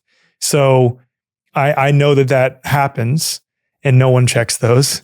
And what happens is when they put out notice, hey, we're doing this, and no one objects to it, or no one conditionally accepts it, or other things like this, then they're like, okay, that means the public agrees and we're moving forward with this. But then what your process that you put forth with Empower is saying, no, we're going to respond to this and say, if you can definitively prove that these things are safe, we will accept them. And if not, you're liable for X, Y, and Z amounts of dollars or whatever it is. A daily fee. Until you take it down or stop the behavior. Yeah. So it's contingent upon their energy. It's like Aikido. If they stop, we stop. They keep going, we keep going. So pick what side you're going to be on. So it's literally a daily fee. Again, going back to this merchant thing, you need to prove that it's safe. You can't put offers out there that are unsafe, and you're holding back information. And when we put a bunch of information in the thing saying refute this in affidavit form, because this is what we think. Call us an idiot, but do it in the right way and say, no, you're wrong on that, you're wrong on that, you're wrong on that, wrong on that. So basically in the forms, you're highlighting all of the various ways that there's strong indication that these things aren't safe. Exactly. Yeah. Including the main one on all like microwave frequencies and frequencies in general is that the testing is based on thermal of a rubber head. Standard anthropomorphic mannequin, SAM. That's what we're talking about. And what they do is they'll hold the telecommunications device, typically a cell phone, with at least 6 inches or more away from the head. And as long as while the phone is on a phone call, it doesn't heat up over a certain level Celsius, they then deem that the technology is safe. Correct. And this stems from a man who was working for the Germans during World War II. So, and they have not updated the testing criteria since then. And it's appalling. And a lot of people are outraged at it. And of course, they all have been marginalized or moved to the side. But it's based on your head heating up only. And yet there's so much evidence of other harms that have nothing to do with heating up. And so, and again, the cell phone is far away. Even the cell phone and the towers work in, when they test the phone, they're at a certain distance from a tower. Mm-hmm. And when they test the towers, you move back. But the problem is, as you move away from a tower, your cell phone power goes up. It changes, it modifies. So you can't get away from it. Right. So, and they don't tell you all this stuff. There's way more going on than just turning on a phone at a certain distance from a tower, at a certain distance from your head, and then, oh, you didn't heat up, it's good. Right. They're lying about it all. It's a weapon system. Mm-hmm. And that's why they're lying about it. They really want to reduce the population and not be detected, and then control the rest with like a Borg type thing. So that's what we go at. We've now we're up to like the bills of exchange are money in their system. Can we talk about that a little bit? Maybe it's appropriate to talk about that now, because I could see where for some people, as they've listened to your whole journey, and they're like, I don't understand how just what was introduced while you were in jail was $300 million. That doesn't make sense to me. Like, how is money actually made, and what is backing the currency, the fiat currency that we're currently using? Money was gold, but money's been many things. Tally sticks actually worked.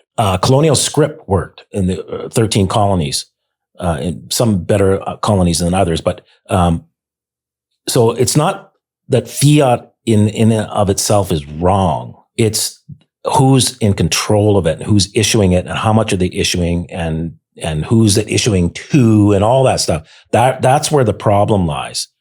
So going back to, say, gold as a form of money, and as things expanded, the rich got all the gold. Now, once they have all the gold, well, now there's no gold to do anything with. Yeah, there's no money to go around. Yeah, I want to build a ship. Well, I don't. Where am I going to get money from? Because there's a few people that have it all, and so the merchants among themselves were writing these credit things on paper called bills of exchange and promissory notes, and it was for merchants only. And you had to be born a merchant. It was a class. Royals and merchants were a class. You were born a merchant. And they were sophisticated. They were educated. They knew multiple languages. They knew weights and measures, quality, laws in different places. They were people of the world. They understood a lot of things. They're very educated people or beings. And but they were writing these credit notes. I will promise to pay you X amount of silver or X amount of gold, or ordering like the bills of exchange where I'm coming to get the wool, but I don't want to bring my gold from my country. I'm going to write an order saying, pay to the order of Alec, X amount of dollars in gold. And then I would sign it and date it. And then after that date, like a post-dated check, you would go and collect it from the merchant. Well, we're either lied to about how people traveled, which could be. Very well could be. Doing the research you and I have done. Or the communication that was available, or a lot of these weren't getting paid. And yet they passed around like money. So if the bill that I just described was paid to the order of you could take it and pay and have Reese. It itself became a form of currency. It was the currency. It became like specie. So the promises to pay someone literally became the currency itself. Good as gold. That's where these sayings come from. Yeah. So, but it was only merchant class only. So you had, there was a bit of an honor thing, whether they were honorable or not, probably not. But so merchants were the only ones that were able to do this. What they did, especially in Canada, you can see things in Canada very clearly. There was a company up there called the Hudson Bay Company, which was the government. So it was a corporation under a charter, which just went up for auction after Badman Orange said 51st state. Really? Yes. No way. It went up for auction right after. See, I see these things. He said 51st state. And then a week later, the Hudson Bay Company, the retail store, declared bankruptcy. I went, oh, they're selling the charter. Wow. Watch what happens here. Wow. This is all a ruse. And about 3 weeks later, yes, in our plight of bankruptcy, we're an icon of Canada, and we're real estate rich, of course, but we don't want to talk about that. We have real estate all across Canada. It's been paid for hundreds of years, but we're broke. We're selling the Holy Grail, the Hudson Bay Charter, which is the charter that gave a corporation the ability to act as a government with courts, with making their own laws, enforcing them, armed forces, Navy. So what do you think is the significance of that as it pertains to I don't want to get off on a tangent. I got to set that aside because I want you to continue on with the money thing. I'm writing this down in my notes. Well, get this. Orange Man Bad says, we need Canada and we need Greenland. Oh, that kind of bumps up against the North Pole. I went, oh. And then I see the Hudson Bay Company going bankrupt. Oh, I went, oh, they're selling the charter. They're selling Canada. And they did. And they claim 2 old money families bought it. Not so sure. The first time it was surrendered, you got to understand the charter. So it ran for 200 years. There was a company running things, and it was quite brutal. It was the first governor was a privateer, licensed pirate, and a slave trader. Wow. And he was a cousin of the king, and he had been exiled. So he was not a honorable, blah, blah, blah. So anyway, it ran for 200 years. Then it was the company was surrendered to Queen Victoria in the 1800s. This is what I'm saying. A lot of things happened in the 1800s. And at that time, it sold for $10 million. And now they're claiming it sold again for $18 million. I'm going, no, that was, whoever bought that, you're in the trillions, or if not quadrillions, to buy it, the rights to run Canada as a corporation, all the taxation and everything. Yeah. It's huge. it would be the biggest sale ever. And yet they're trying to downplay it like it's art and a little art auction off on the side, private. I'm like, yeah. And now China's, then you have Carney going, he was anti-China, and now so I've been meeting with China, and now, the New World Order I was talking about before. Well, now we're going to be doing this New World Order. Literally using that language. And there it is. Looks like China may have bought the charter, but who knows? Right. You don't know for sure. Nope. Is it like purchased in some trust name that no one knows who they put it in these two families' names. Okay. Interesting. Well, they claim that they're going to keep it on display in a museum. It's been on display in the museum the whole time, but it didn't belong to the Hudson Bay Company, the retail chain. They surrendered it in 1870. It's not theirs. Yeah. It was Queen Victoria's and her successors and heirs. It's so interesting though, too, because that happened in 1870. What also happened in the United States is the Organic Act of 1871. Yes. Which is what made the United States formally a corporation. Yeah. That's really interesting. This all happened in the late 70s. Everything happened during Victoria's reign. There's so much change. So interesting. The Statue of Liberty came over in the 1800s. That's when they started establishing started working towards getting the Federal Reserve in and the Bank of Canada in and all these things, like all towards the end of 1800s and early 1900s. Then they crashed the stock market. That's when they took the money off gold, and they introduced the birth certificates, and all that. Everything happened in that period during Victoria's reign, and then slightly afterwards, because she died in the early 1900s. But it's like amazing what happened during his, whatever that was. Right. But essentially, so correct me if I'm wrong on any of this. I'm seeing the picture here. With the birth certificate, that's how they conditioned everyone to become in the law merchant system. You're a merchant. Number one, you were pledged. Yeah. So you're pledged by your parents. Yeah. So on the record of live birth, the birth certificate creates a whole other juristic person, which is a merchant. So they turned us all into merchants. Therefore, they could use these tacit agreements and all that stuff against us. And we're expected to know this stuff. And we don't. Not even lawyers know it. But again, ignorance of the law is no excuse. I have a question on that related to equity, specifically equity jurisprudence. So from what I've gathered this far in very, very, very briefly studying equity jurisprudence, so I do not claim to be an expert by any stretch of the word, but equity jurisprudence is coming from the perspective that, yes, like we understand that all caps name represents a merchant that they have set up, and they condition you into thinking that is who you are.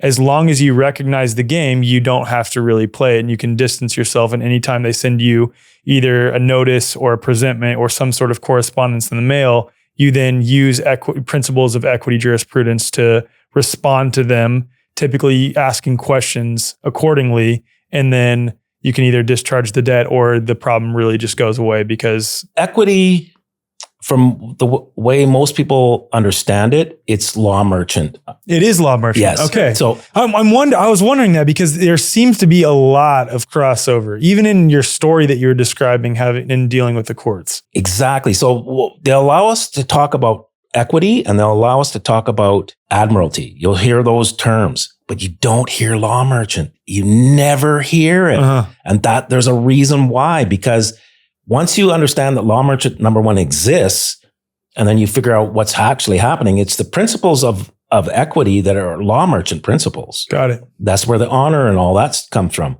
And the merchants would have their cases heard in chancery or in an equity type court, because the common law court was rigid on there has to be offer, acceptance, these have to be identical, and there has to be, quid pro quo and all these things. And merchants weren't doing that. They were more like loosey-goosey. Here, I'm good for this, and that kept commerce moving. So it made sense in a certain way, but it's who was involved with it and what they ended up doing, whether it was predetermined from a long time ago, which I kind of lean towards, because in my opinion, this whole thing is about the original claim of Lucifer trying to overthrow God. That's the original claim. And everything else is really a sub of that. Makes sense to me. Yeah. Yeah. That's the whole claim thing I look at from that. So this whole thing's, the whole commerce thing starts like where I stopped looking at it was at Hammurabi, which is ancient Babylon. And they had complex monetary ideas, but there wasn't money. Like it wasn't. And so they had securities and loans and put options and all kinds of things, all written in clay. They didn't even have paper and writing. Nobody was signing. You had a cylinder that was your signature in wet clay. Everything was in wet clay. And then once the debt was paid, you broke it. You literally break the pottery. Clay tablet, yeah. Yeah. So the clay tablet was all, stored at the wherever in these walled cities. So the first countries were literally walled cities to protect commerce. And you had kings of cities like Sodom and Gomorrah and Babylon and all these walled cities. Then they started to form, I think one Babylonian king took over 10 cities. And now it's starting to look like countries, right? So it's all based on commerce and it's all based on these bloodlines in controlling everything. And, back then they were a lot of giants and all that stuff, which you start to get into really into woo-woo stuff. But the fact is, have you heard of the truth is what it is, and you just got to deal with it, One of my most popular episodes recently that I cannot stop thinking about was with Paul Stobbs. He wrote the book Nephilim Look Like Clowns. And we went really, really deep into the millennial reign of Christ and Satan's little season. And you and I were talking before you were recording, and you're very, very hip to that. So I definitely want to pin that and come back to it, because I think all that we're discussing relates directly to all of that. And being in the midst of the absolutely it does. And if you look at what's happening with the so-called Epstein files and everything else, that's all part of that. You'll notice the word satanic in it all the time, Luciferian, and yet God, there's no God. Right. These people are satanic. Who's Satan without God? Like, what are you talking about? Think. Owen Benjamin tweeted this the other day, and man, I completely agree with what he was saying. I'm going to paraphrase it, but it was basically like, if there's any light to be taken from this whole Epstein file situation, it's that it proves that they believe in God. Yes. Like that the elites who are doing this satanic, nasty stuff believe in God, but the materialist, non-spiritual person has to deny what's going on with the Epstein files, because they would then have to recognize that, the elites are worshiping something. They're doing all these heinous, wicked acts in their admiration to and their love for something, which would imply that there is God. And it's like, framing it that way, it's like, oh my gosh, they do. They believe in God. Yes. And they're trying to trick you not to I know, but just wake up. Because if you look at the Bible story, it makes sense.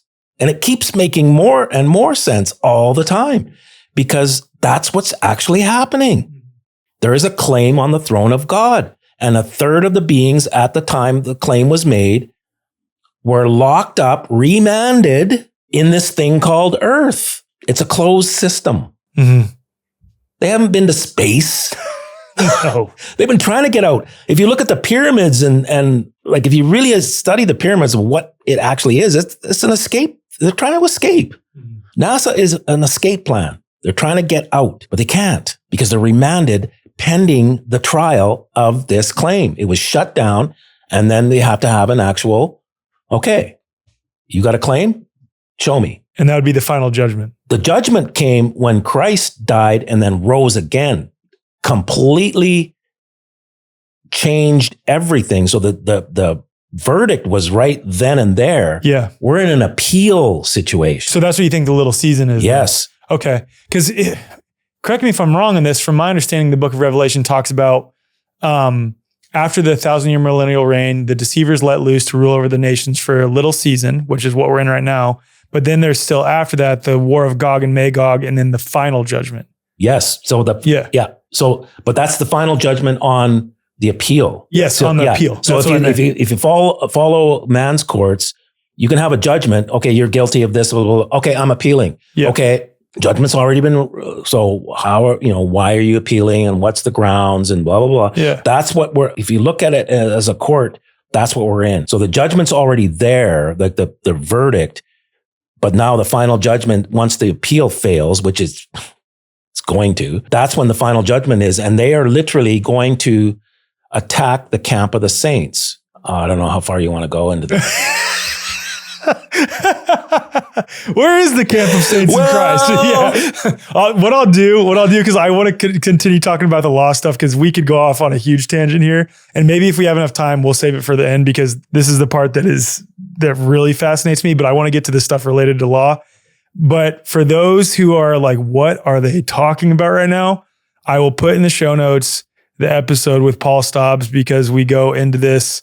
Really, I mean, that's the whole focus of that episode. Okay. So I'll just pin that for others. I want to go back to just to circle back some of the pieces as it pertains to our own signature and how that applies to the creation of money really on the spot with the signature. Okay. So going back to Middle Ages merchants, and you would send your squire, actually sometimes your squire, but mostly your son would go off to buy things, somewhere, like, because they had, in England, they had staple towns. So you buy wool at this town, you buy that at that town. And it was like a guild, like guilds. And that's how people had their last names too. Cause exactly. Yeah. So if you wanted to get the best wool from England, you would go to that town and you could, see all the. And the Irish would name it like a woolly or something like this of wool. Yeah. That's not a real Irish last name, but. So what you would do, because you didn't know how much you were going to get, you would send a bill of exchange with like a blank check, basically. And all you would do is put your signature on a blank piece of paper. And then it would be filled out after the fact. So I'm going to buy this wool, that wool, and therefore we're going to write this up, and you pay to the order of what was your name? Yeah, okay, boom, boom. And so because I thought I was going to buy from him, but I like your stuff better, so we didn't write it out that way. That's normally who we buy from, but I'm buying from you. What's your name? Write it in there. Boom. Now he has the gold, the amount of gold that was written on there. It represented an amount of gold at the time. Yeah.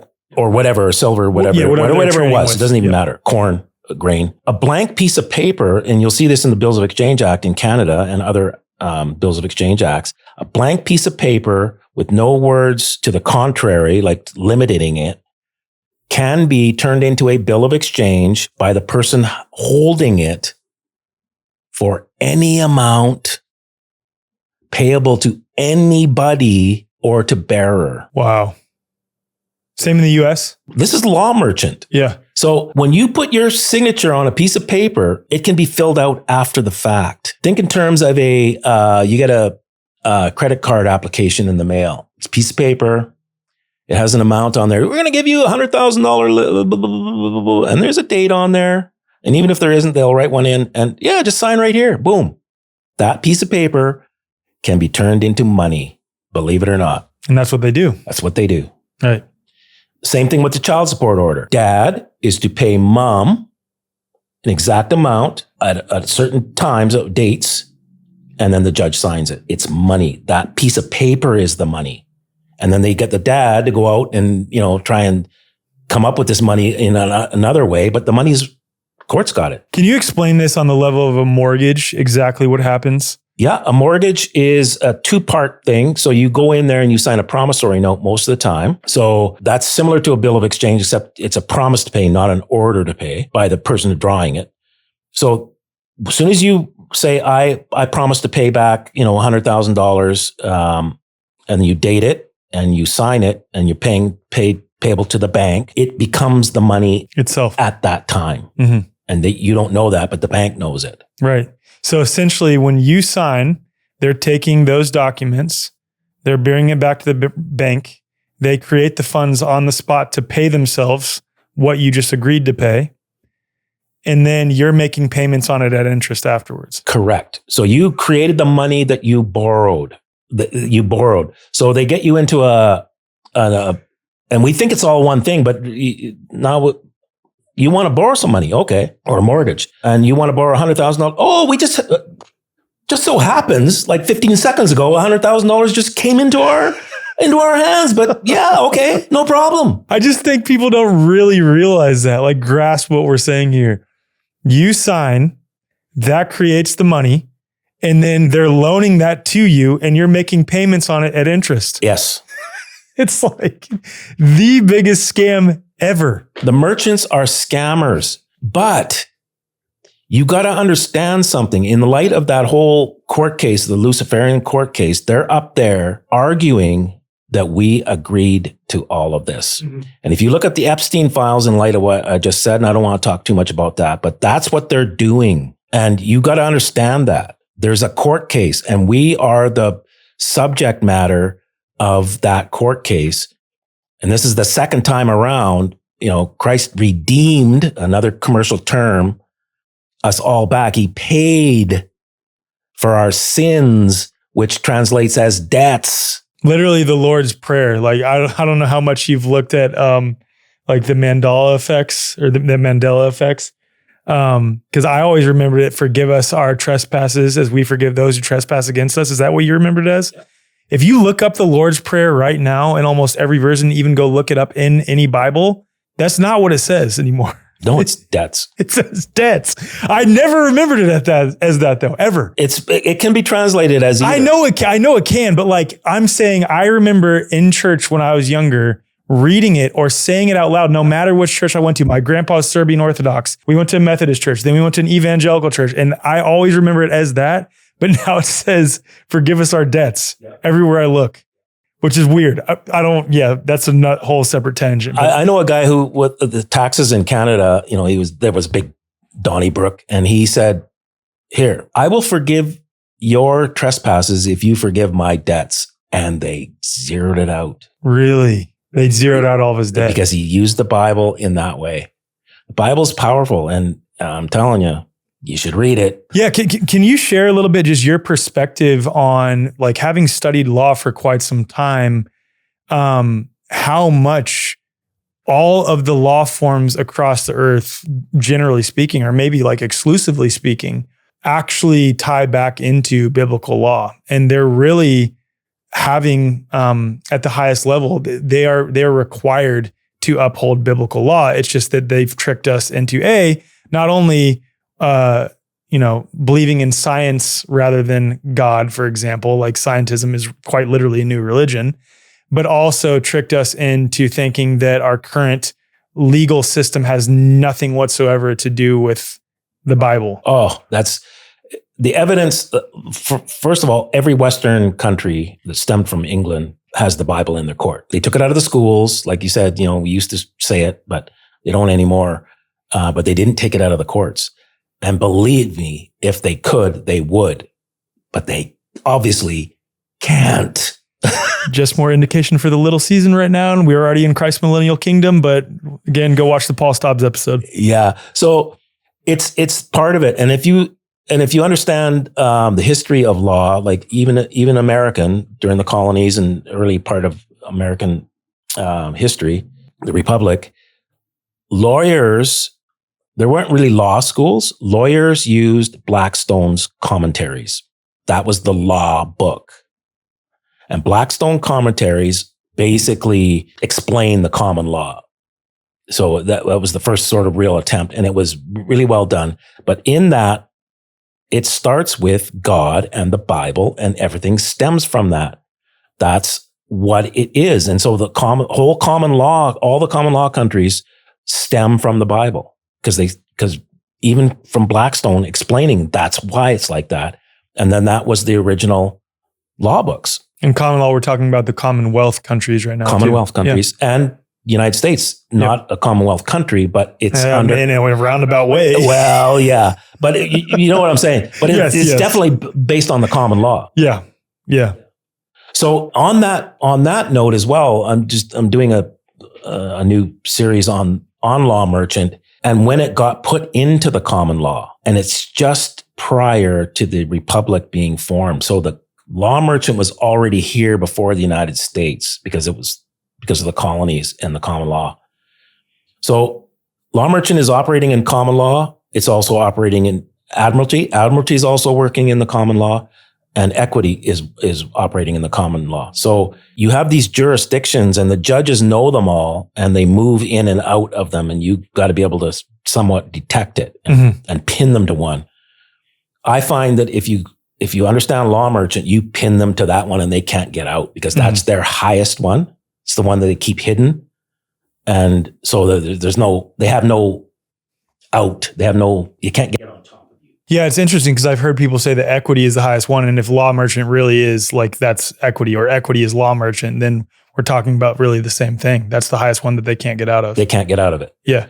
So the thing about law merchant and difference between equity and admiralty is negotiable instruments. That's what they don't want you to understand. That's why I teach it, because your signature is being used to turn into money all the time.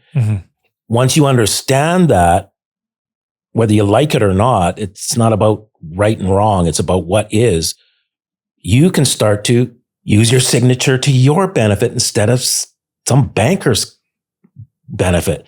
But you've got to understand it and embody the fact that you're turned into a merchant. Use it.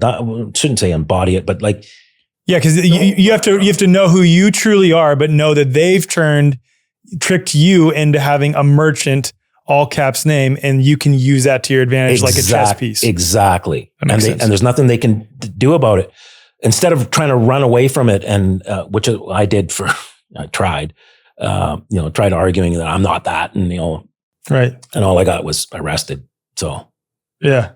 But once I started acting like a merchant, then they were running from me. Interesting. Yeah. Literally flipping the tables. Yep. Yeah. Most healthcare today operates on an outdated mechanistic model, treating the body like a battlefield rather than a self-healing system. You wait months for an appointment only to receive a rushed diagnosis that labels you rather than truly understanding your unique health. Even in holistic health, many practitioners rely on endless lab tests and supplement protocols, addressing symptoms instead of the root cause.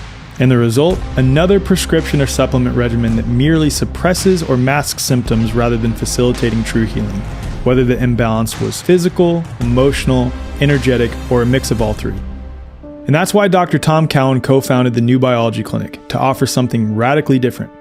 As one of the most respected natural health doctors in the world, Dr. Cowan has spent decades challenging conventional medicine and advancing a deeper understanding of human biology, water, and natural health. His work isn't just about rejecting the mainstream.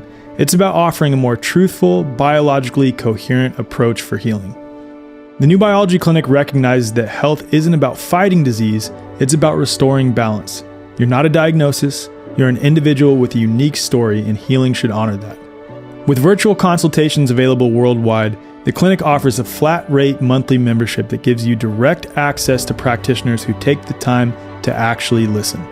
Members also get exclusive health live streams, a resource library, and live sessions covering everything from biofield tuning and breathwork to movement and meditation, all designed to support whole body healing.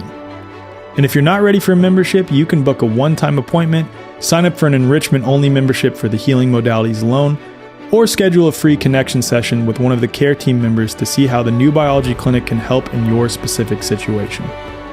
This isn't about keeping you dependent on doctors. It's about making you sovereign over your health. Head to newbiologyclinic.com and use code THEWAYFORWARD, and that's spelled The Way, FORWARD, for $50 off account activation, or just head to the show notes for more info. If you're a member of The Way Forward, email hello@thewayforward.com for $150 off. Your body already knows how to heal, and New Biology Clinic helps you remember. And so with InPower, again, with the notices of liability, you're using all this law merchant information and notices of liability, and those somehow turn into bills of exchange. Can you explain how that works, and how, because it turns into bills of exchange, that's where you've seen, pretty strong correlations between people delivering notices through InPower en masse towards various institutions, various individuals, really, men and women, and then them stepping down abruptly.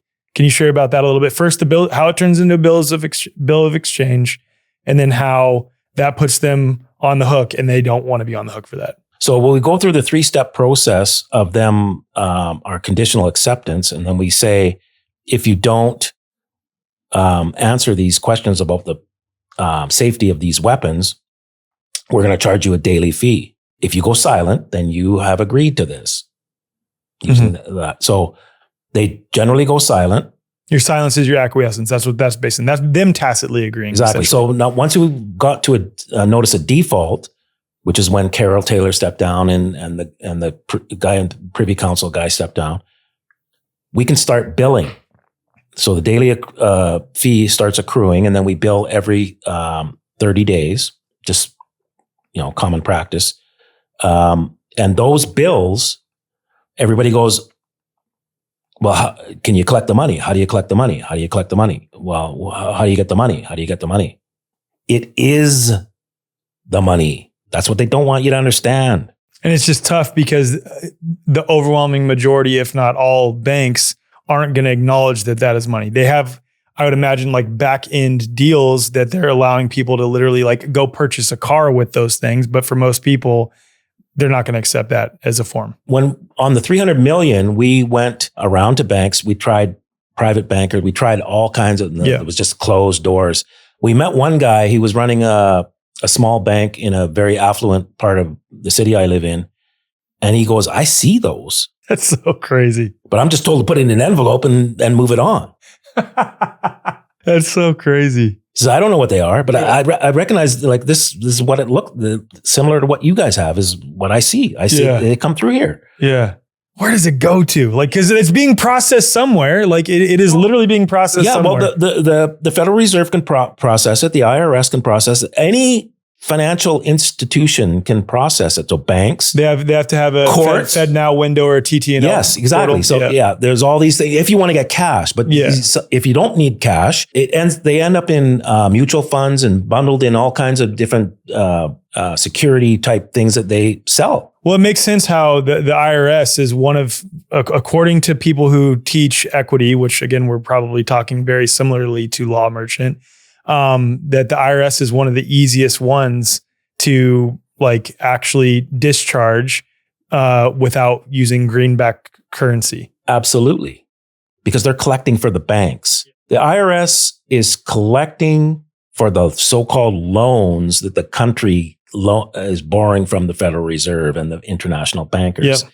So yes, they can easily turn that piece of paper into money. That's what they do. It's a merchant system. So now they push on people and they make you scared and all kinds of things. That's why you got to educate yourself. But luckily I know so many people at this point who have had success using these principles that like I feel very confident in that this is absolutely 100% real. It is. There's no doubt in my mind. And so once we have those bills, each claimant or each one of our members keeps their own bill, the original. Just like the bank and the court and all did. And we're up to 47 billion at the time of this with about 400 people sending. That is crazy. 47 billion. 47 billion US. Yeah. And our first billion took us 9 months. Mm-hmm. The second one took 5 months. And now we're at faster than a month. Wow. And it'll end up being 3 weeks soon. And then it'll be 2 weeks, then it'll be a week, then it'll be a day, and then it'll be hours. And so the individuals that are being put on notice, for example, let's say when it comes to a smart meter, I'm assuming that's energy company executives and things like this. Yep. And then for vaccines, it's various CEOs of pharmaceutical companies or maybe even people within government who are pushing policy related to vaccines. Yeah. And policy related to smart meters and 5G and all the rest of it too. Yeah. So it's generally government or top corporations. Yeah. Yeah. And so when they are being put on notice, they're also being billed, just like you said. So some of these people, this, according to you guys, if you are correct, and I have no reason to doubt that you are, like I would actually say that you are 100% correct. When they realize that they're being put on the hook for this amount of money and personally liable, they're like, I'm getting the F out of here. And most of them resign. I wouldn't say most of them. And it's generally at the top, top people, middle people, no, this is all bunk. And then. Well, and they can probably just pass it up to someone above them and like have plausible deniability though too, right? Or are they still liable? Their name's on it. Yeah. Okay. It's like put it this way. If there's a check with your name on it. Yeah. That's passed around. Yeah. It's yours. It's yours. Yeah. It's going to you. Yeah. At the end of the day. So these negotiable instruments have their name as debtor on them. And so we flip the tables. Normally we're in the debtor position. Now they're in the debtor position and they don't like it. So we've had some very top people step down, in short order of getting mail. And Rochelle Walensky, head of CDC. We had 3 premiers in Australia step down. One in particular was because a friend of mine did some research on him, and because he hid. He hid. In what way? Disappeared. No way. Stepped down and like can't find where he lives and all that. And I guess prior to that, he was getting death threats, and the police said, we should probably get you in some kind of protective. No, I'm good. Gets mail, pieces of paper with ink on them. And he quits, number one, with 15 minutes notice, and then changes all his properties and put it in his wife's maiden name. My friend was a skip tracer, and he knows all the tricks. Oh yeah, just found her maiden name, and there it is, Well, for the people who are listening to this, and I did the same thing with Govinda, and they're like, it's just so hard for me to believe that this is what's happening. Like, why don't, it seems like the system is so corrupt that even if what you're saying is true, legally speaking, why would they have to follow these rules? Why wouldn't they just be like, well, I don't care what you say, I'm going to keep doing it? Because it's money. Yeah. They pay attention with money and nothing else. So money is their god, is run by Mammon, which is a principality.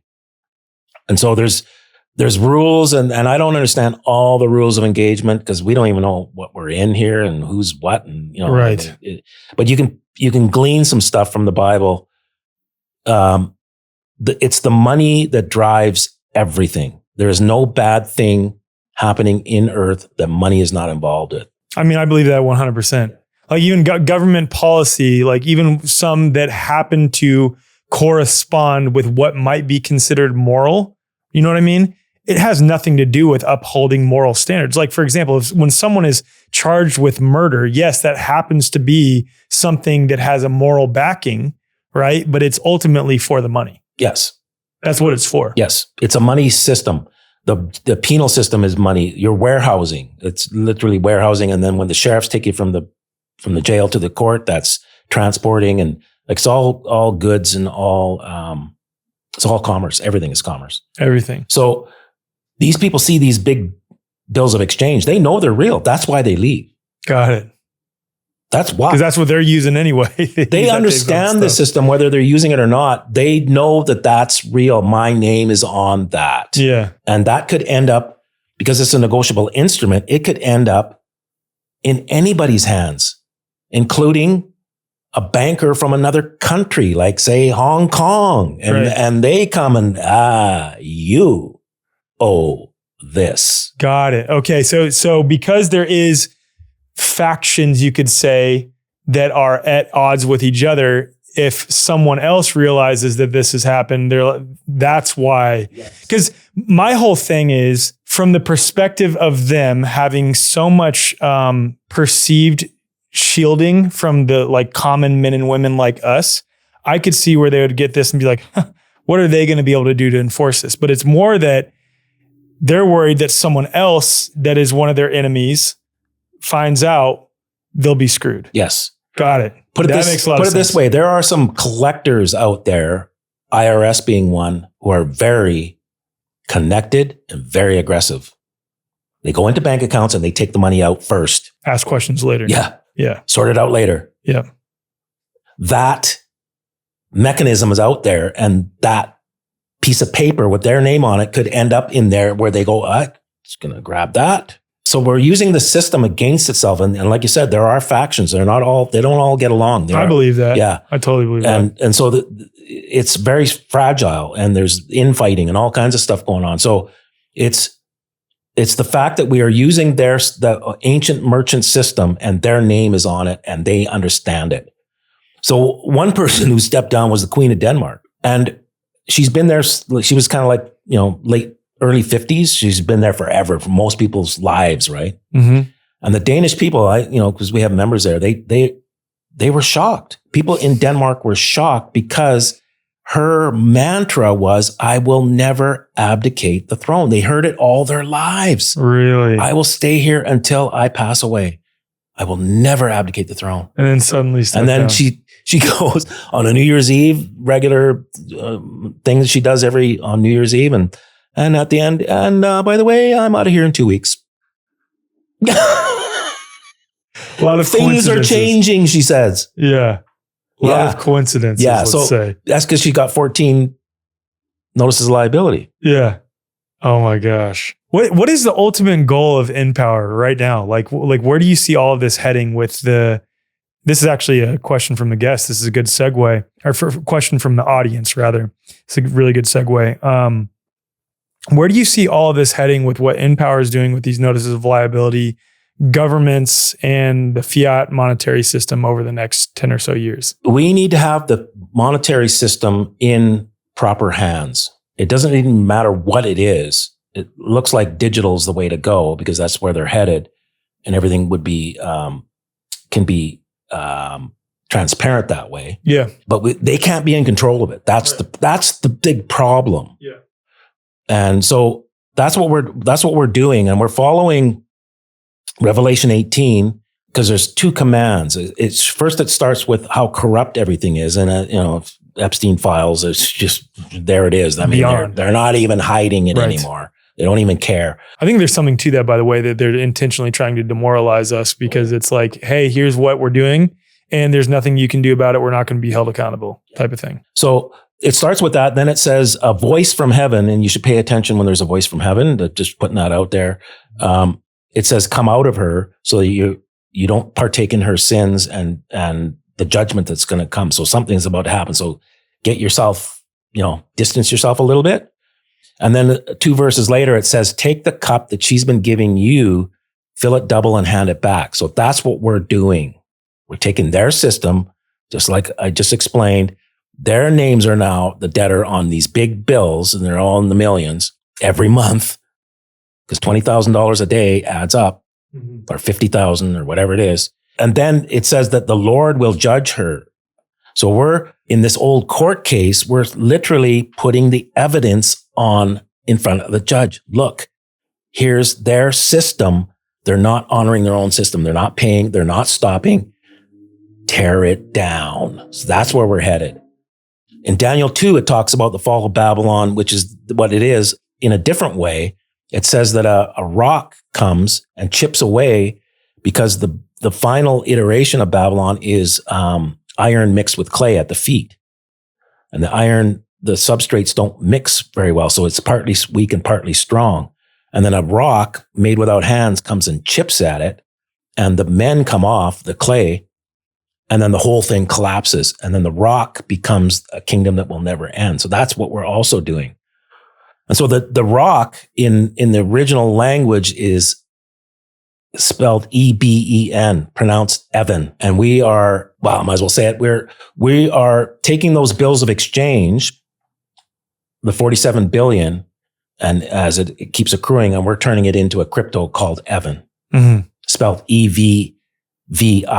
So, but we wanted the pronunciation correct. And it's crypto that is backed monetarily by these bills of exchange. Wow. So it's not stuck to silver and whoever has the silver. You know what I'm saying? Like, I understand why people want to pin stuff to silver and gold, but it didn't work in the past because you're stuck with that amount. Right. And once that amount is allocated, now what do we do? Right. Or the possibility, because I've heard some musings of this, that there's more gold and silver reserves than people realize. And at some point when the dollar is sort of tanking and a lot more people are hedging their bets on silver and gold, that they'll just crash it by being like, oh, actually, there's this other vault that we have. Or no, we found this other mine that has tons of gold and silver. Yeah, there's a lot more gold out there. I've heard lots of rumors over the years that I've been in these, circles, meetings and meeting people that have been there and done that kind of thing. You know? And you hear these stories and whoa. Yeah. So there's a lot of secret stuff going on. But the point is, money was not created on day 9 or day 8. And God saw that it was good. And countries were not made on day 9 and God saw that it was good. These are fabrications. Yeah. And so money doesn't have to even be here at all if we can get to right consciousness. But even if it does, it just needs to has to be enough so everybody can do transactions. You pull it out, you end up in a recession. You put too much out, you end up in inflation. Right. Well, the clowns that are running things are just running amok. Right. They're not doing things based on what is needed and what is proper. That's why the colonial script worked, because it was honorable. There was somebody in the government that was honorable.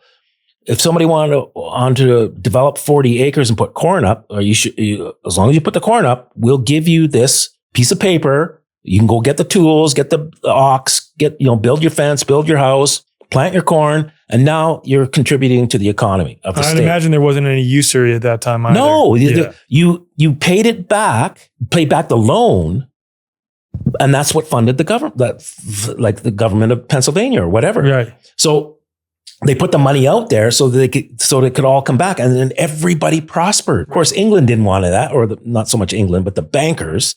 And now you end up in this war, right? And you've got the East India Trading Company and the tea, and I don't even want to get on the tea, but it looks like the tea was laced. Really? I'm not I didn't study American history that much because I didn't grow up here, but when I went back to look at the tea, they had the word obsessed. Everybody was obsessed with it. And I'm like, why is everybody obsessed? I don't like tea that much. What's the deal with that many people liking tea? They said it was an obsession. And I don't know anyone do you know anyone that's obsessed with tea? Nope. But remember, it's coming from India. Yeah. If it had opiates. Opium, yeah, that's what I was about to guess. Yeah. Then people were addicted to it. Yeah. And then there was, black market and they had a monopoly on the tea. And then that's how the whole Boston Tea Party started. And that's interesting. But that's one of those corporations like the Hudson Bay Company that was the East India Trading Company. They had armies and navy and all that, but it was a monopoly corporation. Wild. With guns. That's wild. I mean, that's still what exists today. Exactly. Monopoly corporations with guns and a monopoly on violence too. Yeah. Okay, so I want to get into some audience questions now, aside from the other one that I just asked. This one says, what does Cal think is the best way to have strong communities that cannot be manipulated? Have guiding principles, not rules, not laws so much. You got to have laws as well, but guiding principles that everybody agrees to. What we did at Empower is on purpose created a culture. A culture is a living thing, and it abhors anything else. So it can be negative or it can be positive. And there's a lot of negativity out there right now, but we purposely created a culture, and not everybody's perfect or anything like that, but it's like a sourdough. So no matter who comes in, you either assimilate or you just have to move out, and because you can't change it.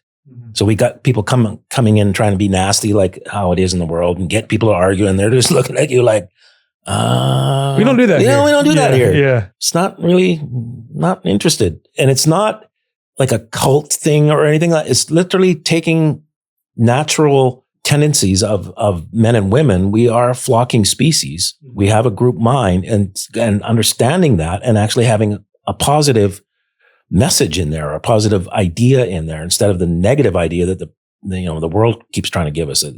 We're all going to die. We're all going to starve. There's no water. There's no, there's a war here. There's a war there. There's not. I was thinking about this on my way over here regarding Agenda 2030, because yes, I fully agree with you. There seems to be a depopulation agenda, and it seems to be very Luciferian, satanic in its origin and in its intent. And there's also an agenda to control people and get them hooked up to the Internet of Bodies, Internet of Things. 100% agree with that. And I wonder at the same time, because we have forgotten who we truly are and who the true authority is over this realm that we're in, that the biggest portion of Agenda 2030 is the announcement itself.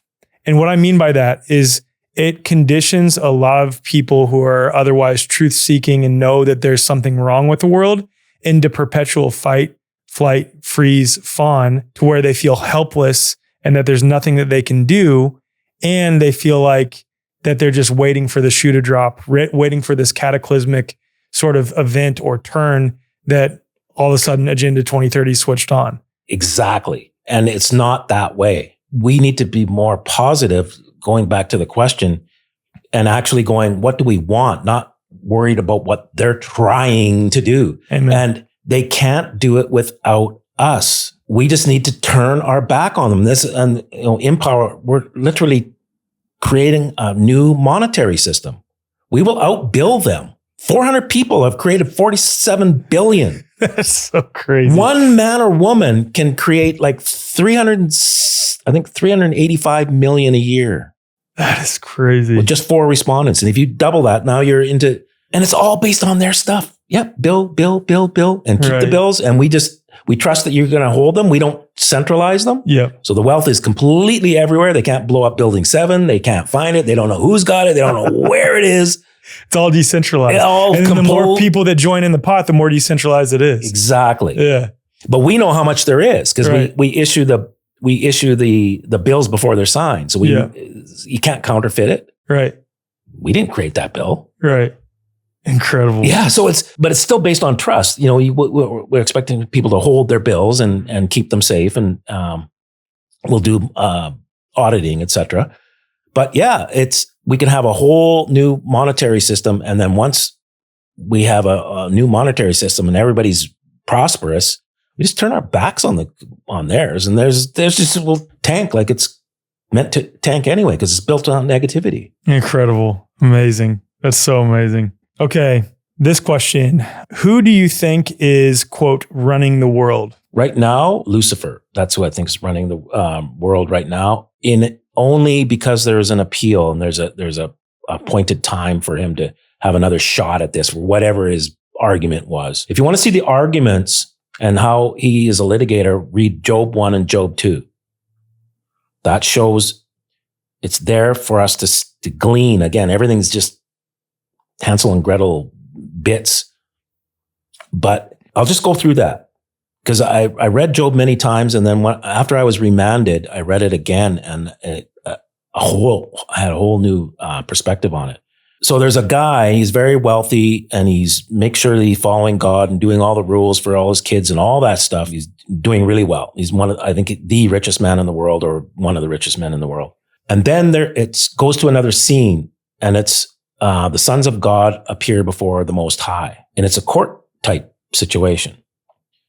And Satan was there too. And so God, I guess it's Satan's turn. So they called case of Satan. And as we said before, his case is about the claim on the throne of God and the coup that happened eons ago. I don't know, and also I would imagine the claim also extends into the people, which is why he's trying to establish dominion over us and our bodies, literally, in our property. Yes. Well, here's the thing. So he says, where have you been? Now that's a rhetorical question, because the Most High knows where everybody's been and all that. So it's there for the reader to glean something. And he says, I've been in the earth, walking back and forth in it. It's a closed system. Also interesting. Yeah, so I was about to say in. Yes, not on. Not like something you could get off. No, it's something you're inside of. In. Yeah. And so he's brought there and then back in. And so God says, oh, Job, he's following me. So the whole case is about Lucifer. Remember, he's jailed and he's coming up for his case. They don't talk about what happened then. They talk about Job, a man. So Job is the subject matter. And so Satan goes, oh yeah, well, he's following you. Is he following you for nothing? You've got a hedge around him. He's rich and blah, blah, blah, blah, blah. He says, take your hand and remove all his stuff and he will curse you to your face. There it is. It's getting a man to not follow God. Wow. God says, didn't do it himself. And this is another thing. God gets blamed for a lot of stuff, but in light of what I'm about to tell you, this is the mechanism of it. You go and take all his stuff, but you can't touch him. So there's a limitation on the order. The order was put forth. The motion was heard. Order put forth. You go. So he went off and took everything. And then within hours, everything was gone and all his kids and like just horrible. But he didn't curse God to his face. Another court appearance. Where have you been? I've been walking back and forth. Oh, Job, you took all his, actually what he says is, you moved me, you motioned the court and you made a motion and you moved me to go against my servant without cause. He was not happy about it, but he had to. This is what I want people to understand. There's a mechanism. You think God's up there either causing all this to happen or allowing it. And in a certain sense, he is allowing it, but he's not happy about it because there's an actual litigation going on. And he has to be just, even to Satan. And also free will. Yes. Too. Yeah. Right. So he's going, you moved me against the guy I love. And there was no cause for it. And yet he still held his integrity and didn't curse me to my face. So he goes, oh yeah, well, skin for skin, blah, blah, blah. Let me touch him. Let me touch his body. Then he will curse you to your face. Actually, he said, you stretch forth your hand and touch his body and you curse face. And again, God, I'm not doing that. But the order is you can go, but you can't kill him. So in all of that, Job didn't relent. And then his wife came and said, are you still holding to your integrity? Why don't you just curse God and die? Because he's sitting there and boils all over his face and everything's gone. And he's got nothing, just in a pile of ashes. And he goes, I will never do that. God gives and God, we receive from God. And now things have been taken for some reason, but I will hold. I still want to follow God. So there it is. Now I'm wondering, well, when did this come about? Like, why is it about Job? Then I read Genesis 1 again with different eyeglasses on. And so day one, now remember, there's a coup and they're stuck in this thing. And it starts with, Genesis 1 that, the earth was void and without form. And it looks like this is a recreation. Interesting. What's the indication of that? Because he said, let there be light, because there was just darkness over the waters. Yeah. But why recreation rather than just initial creation? Because the earth was there, but it said, and the word was void can be translated as became. Okay. So it's a translation choice. Okay. So it might have been something else and then it became, got destroyed in some way, but it was still had some kind of, it was there, but it had no form. Already, and then but it had no form. Yeah. So the Spirit of God was hovering over the waters. Then he said, let there be light. So that's the basis of starting to get into the time-space type continuum. And God saw that it was good. And then God said this, that for 5 days. Didn't consult anybody, didn't talk to anybody. Day 6, there's a conversation. Let us make man in our image and in our likeness and give them dominion. This goes to what you were talking about before. Dominion over the fish of the sea, the birds of the air, and everything that creeps upon the land. And that's the 3 realms in earth. It's also admiralty, common law, and spiritual jurisdictions. Land, air, water, law. Yeah. So, and it's also liquid, solid, gas, the elements. Yeah. So we were given dominion over that as part of being like the 2 consciousnesses, at least 2, because it's only one speaking, but it's 2. Who would the other one have been? Well, I was always told it's the Trinity it's God talking to himself. I don't know if the Trinity is a thing though. Well, it is, and it is, but it's not that. Okay. He's talking to Lucifer. Interesting. And now it starts to make sense why there's a court case in Job and why why he's remanded inside earth. So let us make man in our image and our likeness, because how are we going to settle this? You claim to be God, but I know I'm God, and let's give them dominion in this closed. Oh, I see what you're getting at now. Smaller fractal version and then we'll see what happens. Wow. I see where you're getting at. Yeah. So the agreement is there without any speaking because the verse almost repeats. So there's an offer. Let us do this. How about we do this? Then the next verse is God made man in his own image only. So it's not our image, God's image only. And it wasn't until they took the apple or the fruit or whatever that was, the knowledge of good and evil, the duality, that now we have both aspects inside of a man. And you could almost say, like, have you heard of what the Native Americans call Wetiko? That there is a parasitic mind virus. I almost think the parasitic mind virus that pervades much of the earth, or all of the earth really, that's basically Satan. Yeah. Or so we have spirit of darkness. Yeah, we have the aspects of both. That's why it's fair to Satan. God took a big risk. And you'll see in Genesis 6 or 5 that he wishes he hadn't done it because everything went to complete evil, which is what we're seeing right now. And Yeshua said, as it was in the days of Noah, which is when this is all happening, so it will be at the end. And the Epstein files are exactly what's happening. Right. Everything is complete chaos, cannibalism. That was all happening back then. They were eating each other and all this sacrifice and a lot of blood and just total debauchery is what we're experiencing right now because was foretold and we need to follow what happened at Enoch. At Noah's time, which is the book of Enoch, chapter 9, and there's again a court type case, and there was an interbreeding with the Watchers, which happened afterwards, and that's when the Nephilim were born. So now we have a whole other DNA strand going on here, and they're the elite families, the royals, the merchants. Et cetera, et cetera. I really need to put you on to Paul Staub's work then, because like he's the little seasoned guy, and he wrote a book called "The Nephilim Look Like Clowns," talking about the Nephilim. It's incredible. I need to link you guys up. Yeah. So in Enoch 9, this is all going on. Then the earth cried out, because the earth is a being, and then men cried out. And cried out to the Watchers, not the ones that bred in, but there was new Watchers stationed here, and said, "Take our suit to the Most High, take our motion." Yeah.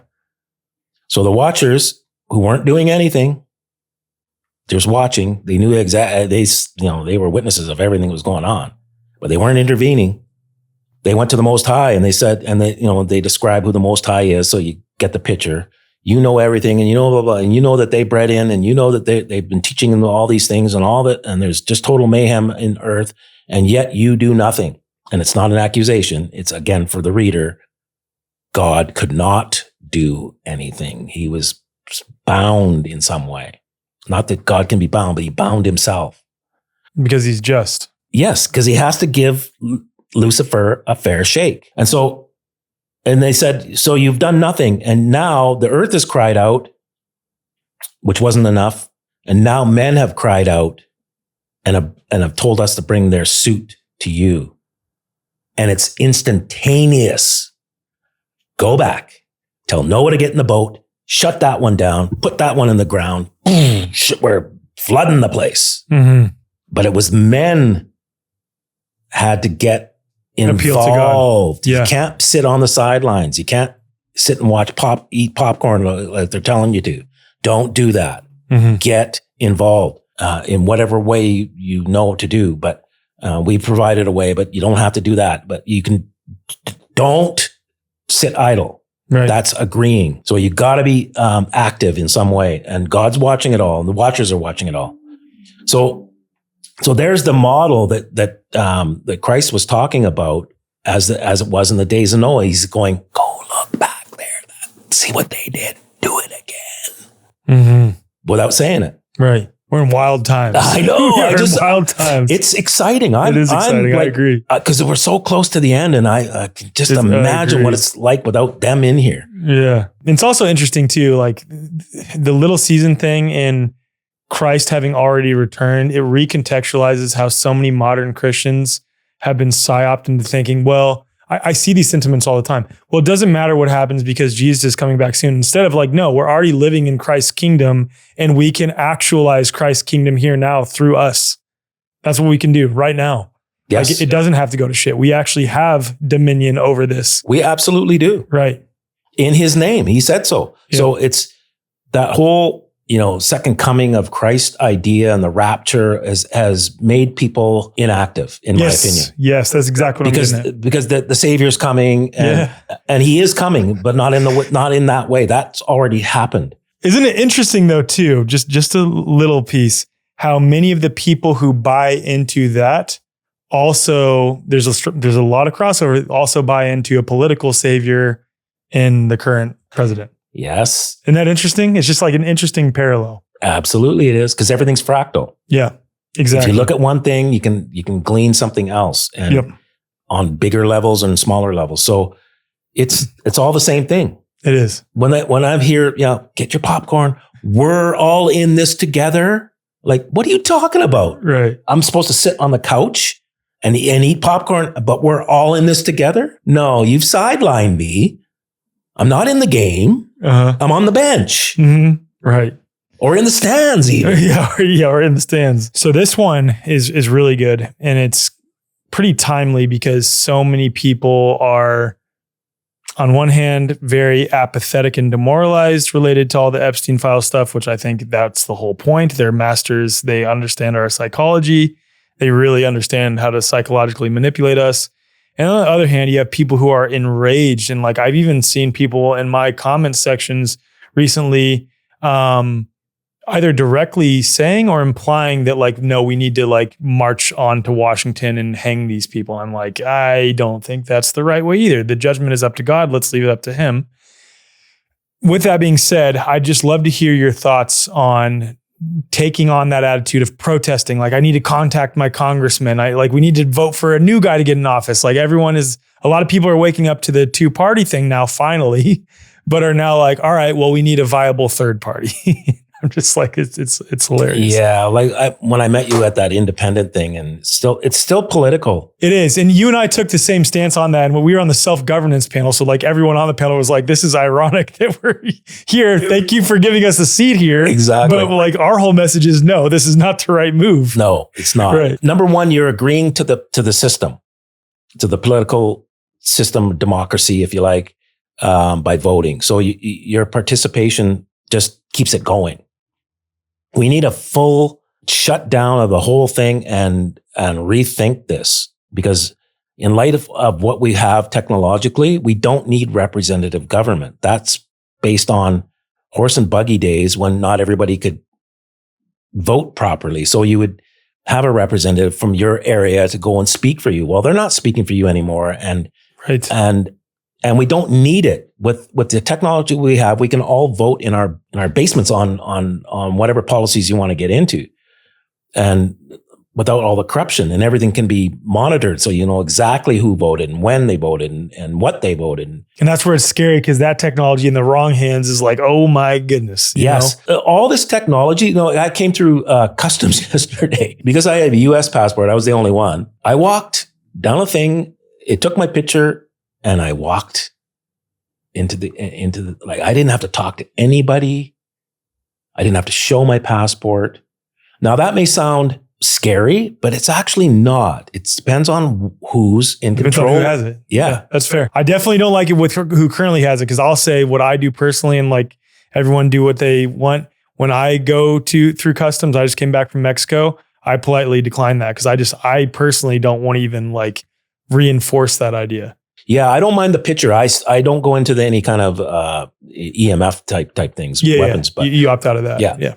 But the picture thing, it makes sense, really. I mean, really, I'm carrying around a piece of ID with a capitalized name on it anyway. And you have a thing in your pocket that takes your picture all the time. Yeah, exactly. And it's listening to you and all that stuff. Yeah. So that was very convenient, because it identified me by photograph. Now, that all said, when we have control of the money situation, we will have control of all the technology, because the reason why they have control of everything is because they have all the money. And these I'm looking at this technology that can pick up gaits, like how you walk, how your heart rhythms and all your internal rhythms, etc. Because these clowns, going back to your friend's thing, are hiding behind masks and everything. Yep. But the technology will pick them up. Mm-hmm. So when we want to find them, when this all switches, their own stuff that they built is going to be used against them. Yep. Yeah. I could totally see that. But yeah, your position then on like protesting and everything is like, that is, you're just reinforcing their power. Yeah. And put it this way. If you look up the word application, petition, definitions can mean begging. So as soon as you are in any kind of begging or asking situation, you have put the person you're asking in a higher position than you, number one, without a doubt. And their answer can be no, because it's an ask. Demand is a whole other thing. That's why I looked up the word demand in my travels, because then I started to clue in. No, I have the right to demand, and I'm demanding. I'm not asking. I'm not petitioning. I'm not applying. It really depends on the intention of it, right? Yeah. Like if it's a protest, if it's a quote unquote, for lack of a better term, protest, but it's more about, no, we're gathering together and we're demanding that you change this. Yes. That's different. That's a different energy. You can feel it. That's like, and in like Europe, we're not asking, we're not saying like, hey, please, mommy and daddy. We're saying you're going to do this. Yeah. And in Europe, because of traditions, historical, people going into the streets, heads usually would roll. Right. And so that's a real thing in Europe. I think that's, at least the sentiments behind it still right now are like, that's why when you see what happens in France, when people are gathering, it's like, oh shit, this is a big deal. Yep. And government officials actually seem concerned. Yes, because I think that's still a real thing there. Like this could go really bad, and any crowd situation can go bad. Yep. Just based on people in proximity. But traditionally, that's usually when, there's big revolutions and, off with the king's head, and they don't care. So I think in Europe, when they take to the streets, they do pay attention a lot more than in Canada and US or Australia. Yeah, makes sense. Okay, as a final question, what are the things that InPower is currently working on that you are excited about? The Evan and some of the people we've met with different technologies that are out there, because there's a lot of stuff brewing and God's putting all these pieces together. So meeting some of these people with their part, and they're like, we're not, we got this thing, well, we don't know what to, and we got this thing we need, and finding each other. It's just so exciting to be a part of.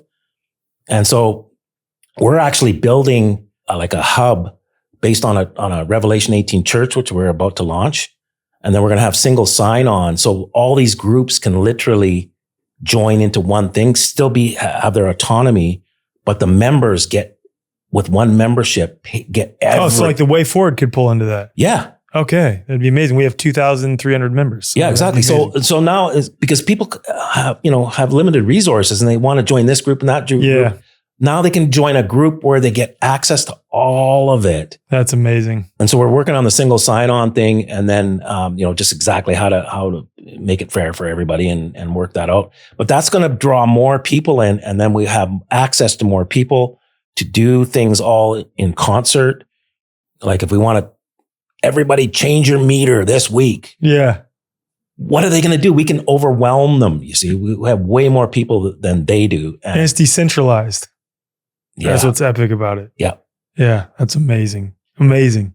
So that's what we're excited about. And then just getting the Evan going. And, we've got the video you saw that the Mike put together is just, it's just brilliant with the vultures. And, it's just great.